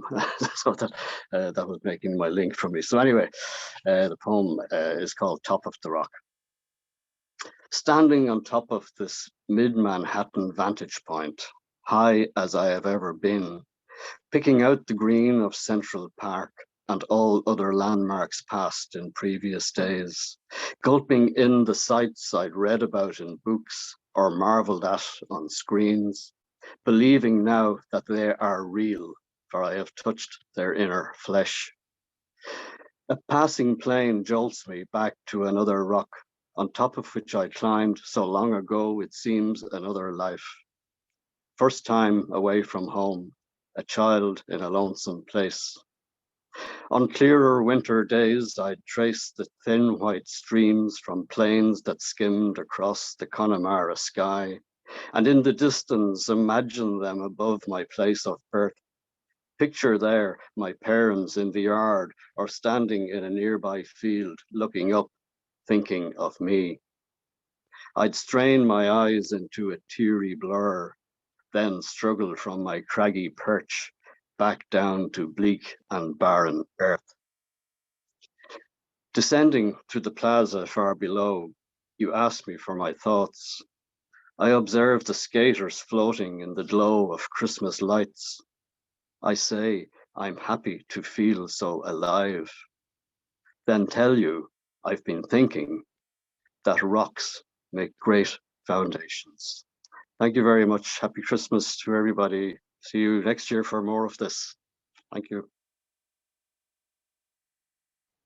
Thank you so much. Thank you so much, Phil Lynch. And indeed, we certainly look forward to seeing and hearing more poems in the new year. Well, our final 3 readers, here we go, my friends, and make sure you stay for our final gift away right at the end, and I'll make a few announcements.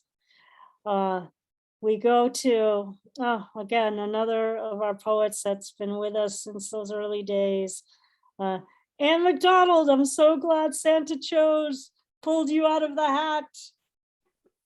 Oh, thanks so much, Sandy. And I've really missed being here. We've had a very hokey-cokey year in this house, as I'm sure many of you have. And Phil, thanks so much. I went to the Gaeltacht as a child, hated every minute of it, learned nothing, just wanted to come home. But I just wanted to say huge thank you. And, you know, even though I haven't been able to participate for the last couple of months, I've been checking in and, you know, listen to what people are doing, and being able to catch up on Facebook is an absolute gift.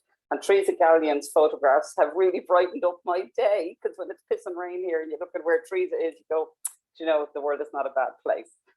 So I'm just going to read one poem for you. And one of the things that has been a huge struggle here is not the illness with COVID, but the fact that so many of us are on different sides of the vaccination debate. And one of my very dear friends and I are on the exact opposite. And I often thought if the COVID doesn't kill us, the arguments will. But I'm choosing to focus the end of this year on kindness, because I think when all this is said and done, really and truly, you know, how we treat each other does matter, and it will matter.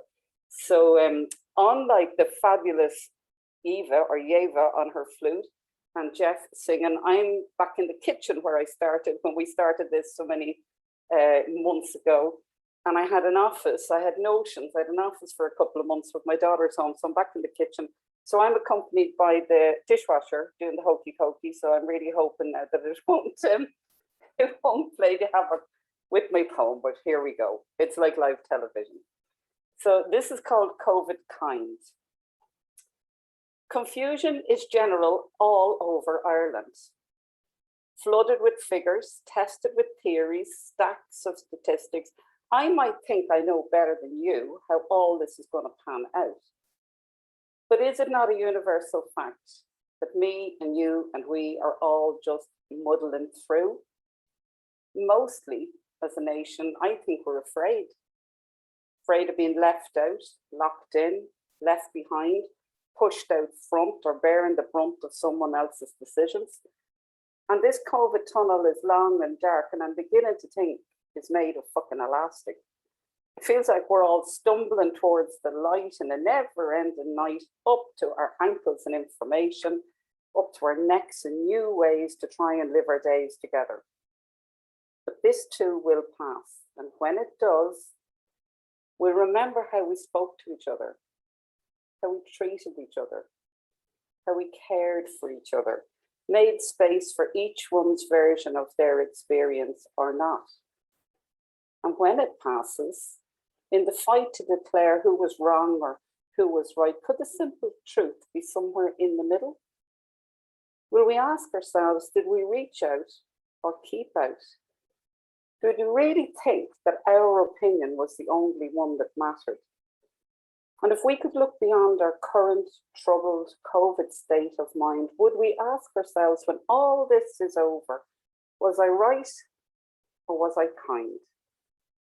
Ramila Maharat, we'll have Sandy, and everybody at Cultivating Voices, thank you so much, and have a happy Christmas.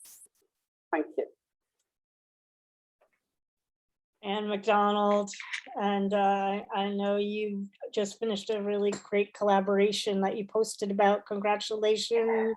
Thank you so much. Yeah. We'll get to hear some of that in the new year. And yeah, was I right or was I kind? There is the message. There it is. And when I think about this, when I think about all the kindnesses extended through this group, I'm kind of overcome by it, and very grateful. So thank you, Anne, for that message, that reminder, not just through poetry, but through these COVID times as well. Great Thank to you so much. Merry Christmas to you and your family. I'll see you in the new year.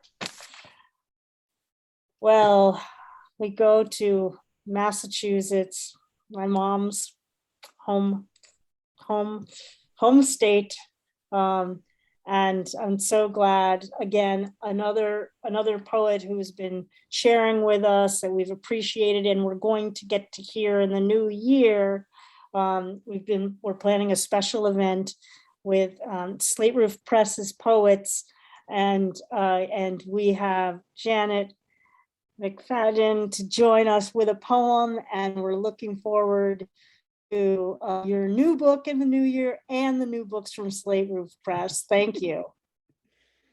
Oh, it's so wonderful to be here. And I just want to segue off of what Anne was talking about being kind and also being in the kitchen, because this poem I'm going to read was influenced by Joy Harjo's poem, Perhaps the World Ends Here, which starts out, the world begins at the kitchen table. No matter what, we must eat to live. And this is a brand new poem of mine. I mean, to be honest, I wrote a whole pile of poems in June and I wrote nothing at all. And this one popped out last week. It's not like me. It usually takes me several months or a year. So anyway, I like it. And this is called After Everything, We Sit Down and Eat. We gather in the kitchen where mothers are stirring the black pot with its red eye. They stir the thick broth, the remembrances with wooden spoons like oars, all of us huddled together in the boat. No matter what, we will sit with each other and eat. My mother and father stand somewhere behind, their slight tug on the tablecloth, unsettling glasses and bowls, time's warp sticking to shirt sleeves like lint. Those who have moved on are tugging, do you remember, at those of us still expecting a feast? The conversation wefts between brother and sister, husband and neighbor, holding this grace of togetherness like a stitchery. No matter what, we are bound to the present by stories, the ones that always begin. Remember when Lila ate the caterpillar? Remember the night the oven? And where the fabric is rent, we darn and embroider with flourish. My father stitches his sailcloth, my mother her shawl. They are weaving something precious together for us seated here in the flowing, a dark silk or a day or a river whose mill unspools from the bottom of the ocean. This sacred water we stir and look deeply into like a mirror. We taste and grieve. Thank you.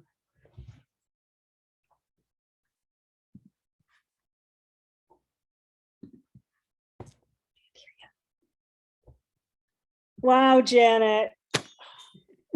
If you had to bring a new poem, I'm glad it was that one. Oh my gosh, if you were only going to write one new poem at the end of the year, oh my gosh.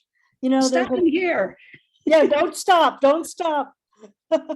There's, you know, you've heard me say during the past 2 years, there's an alchemy to cultivating voices that often happens, and I'm you know, this was a random order of who was going to read, and I just have to say I love how the reading has crescendoed to these particular messages as we're getting ready to move to our final reader. So thank you. That grace of togetherness is what you know, piggybacks on that idea of kindness, and to me that is what this group has been, and I hope will continue to be all about through poetry, that grace of togetherness. Thank you so much. Well, our final reader in our holiday poetry open house is Cáit O'Neill McCullagh. Hello and thank you, and we will enjoy this gift of your final poem in our holiday open house. I'm so glad to see you, my friend.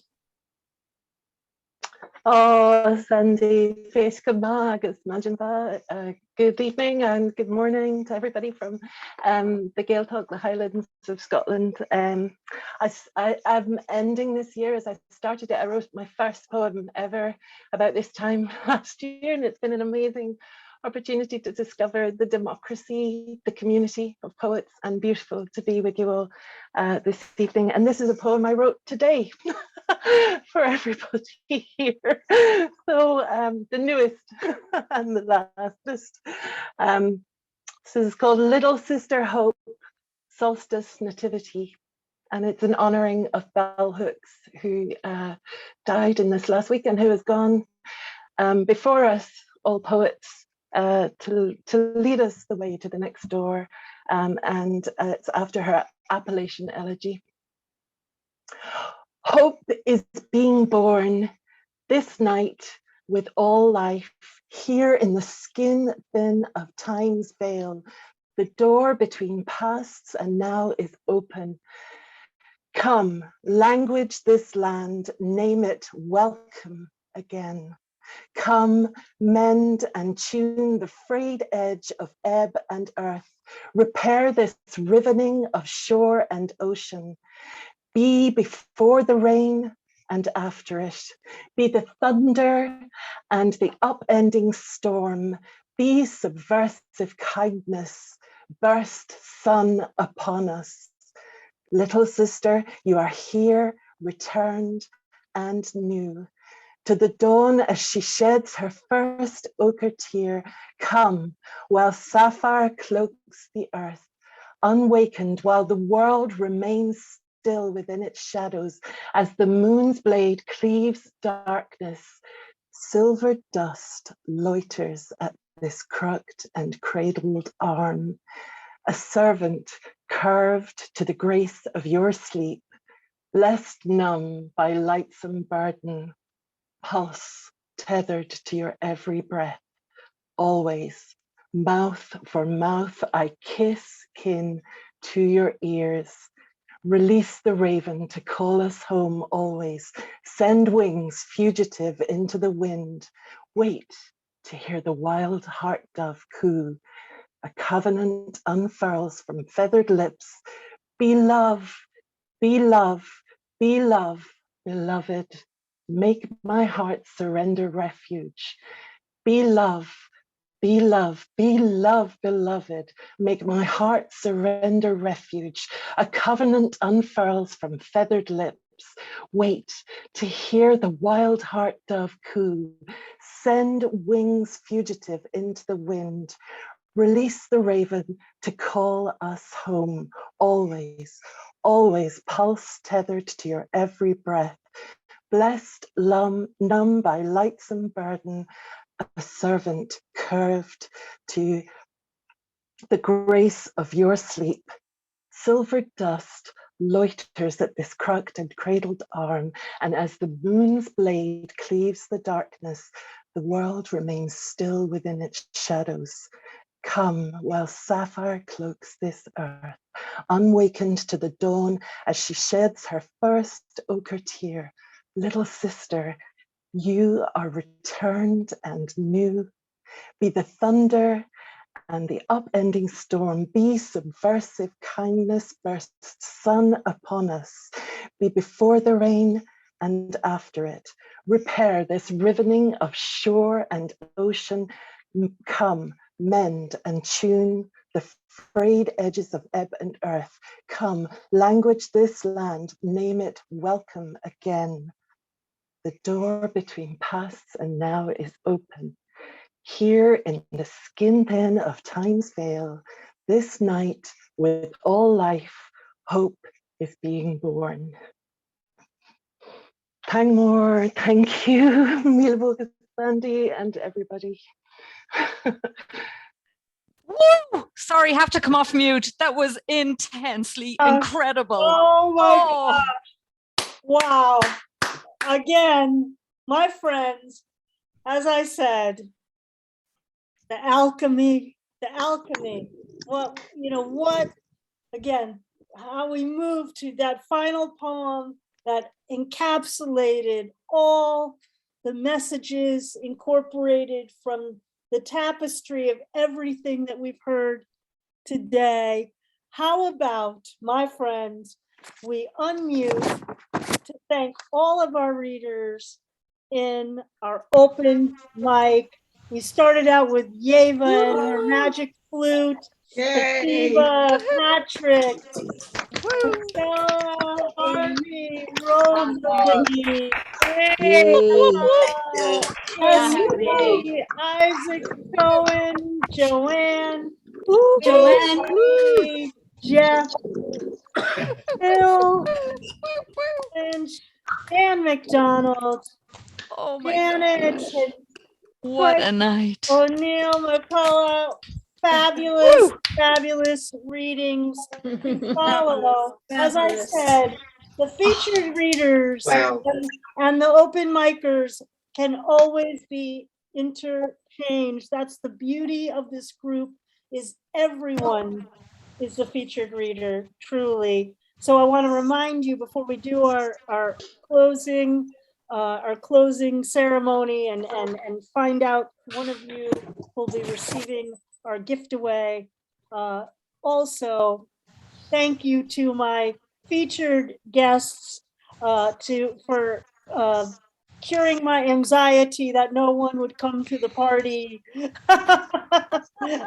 Thank you, Cait Wegrzyn, Fergus Hogan, Rachel Gomez, Mari Maxwell, Martina McGowan, Josephine LoRe, Matt Mooney, Kim Ports Parsons, Teresa Gallion, Don Krieger, and Mary Oishi. All my gratitude to each and every one of you, and to all of the beloveds who were here to listen and witness and celebrate this morning, afternoon, evening. We've had quite a party. And Kim, let's spread a little joy to another reader, another one of our guests at the party. So we have even more joy to spread than we expected, because Billy Brown has offered to give one of his anthologies as another gift.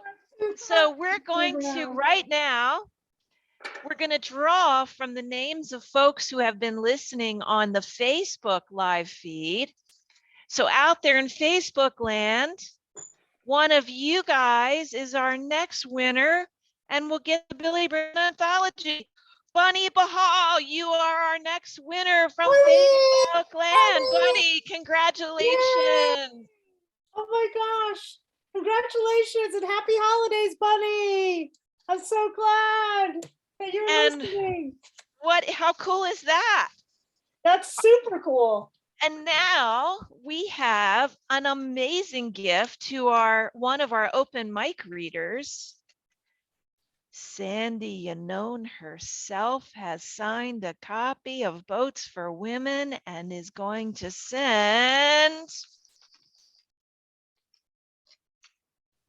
Cait Wegrzyn a copy of the book.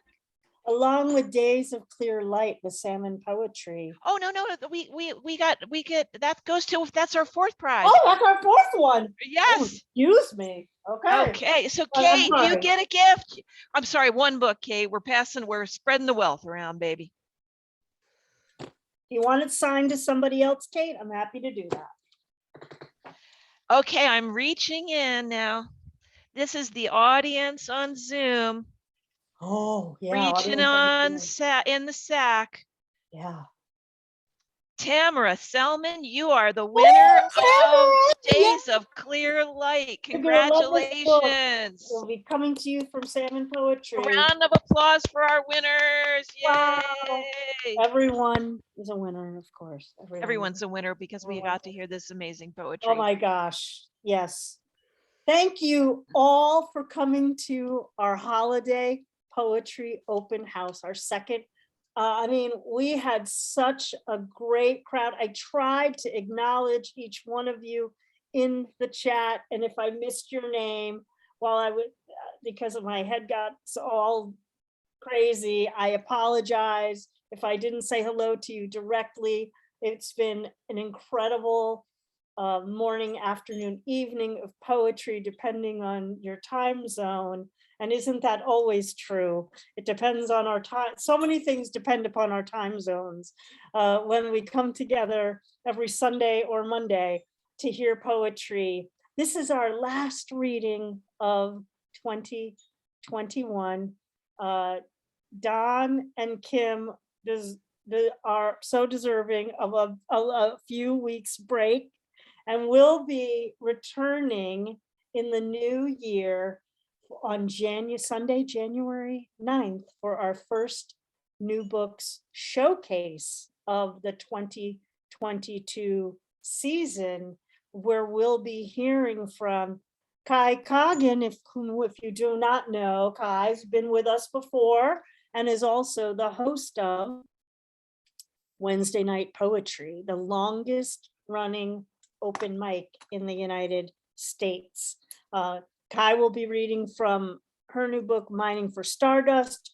We will have Arden Hill joining us from Nebraska, and one of my salmon siblings, Jude Nutter, will be reading with us from Minnesota. That's our first reading in the new year. We have some great special events coming up in the new year already planned.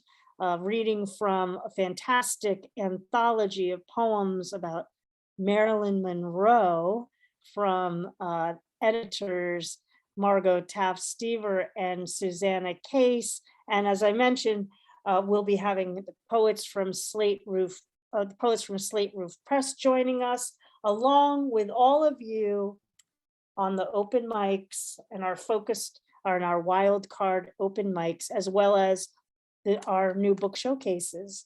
So I'm really just so grateful to be with each and every one of you today. If you would you please just take one more moment to unmute, give yourself applause, but I'd like to give a very, very, very special applause to Kim and Don for all of this.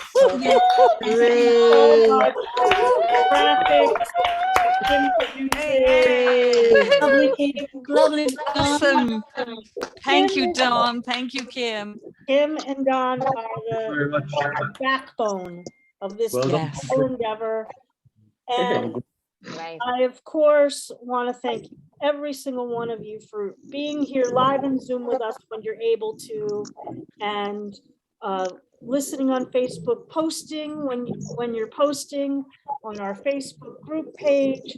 You know, each one of you is what's made Cultivating Voices live poetry what it is. It's every single one of us in this endeavor to share our poetry, to listen deeply. And as I say to you, every single week, our humanity depends upon our deepest of listening. And once again, you've exemplified that here today, as you do every Sunday.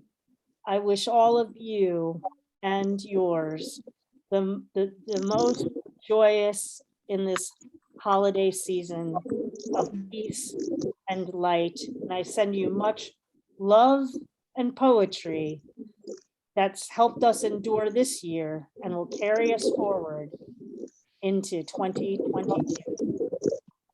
Happy holidays, and I raise my glass to each one of you.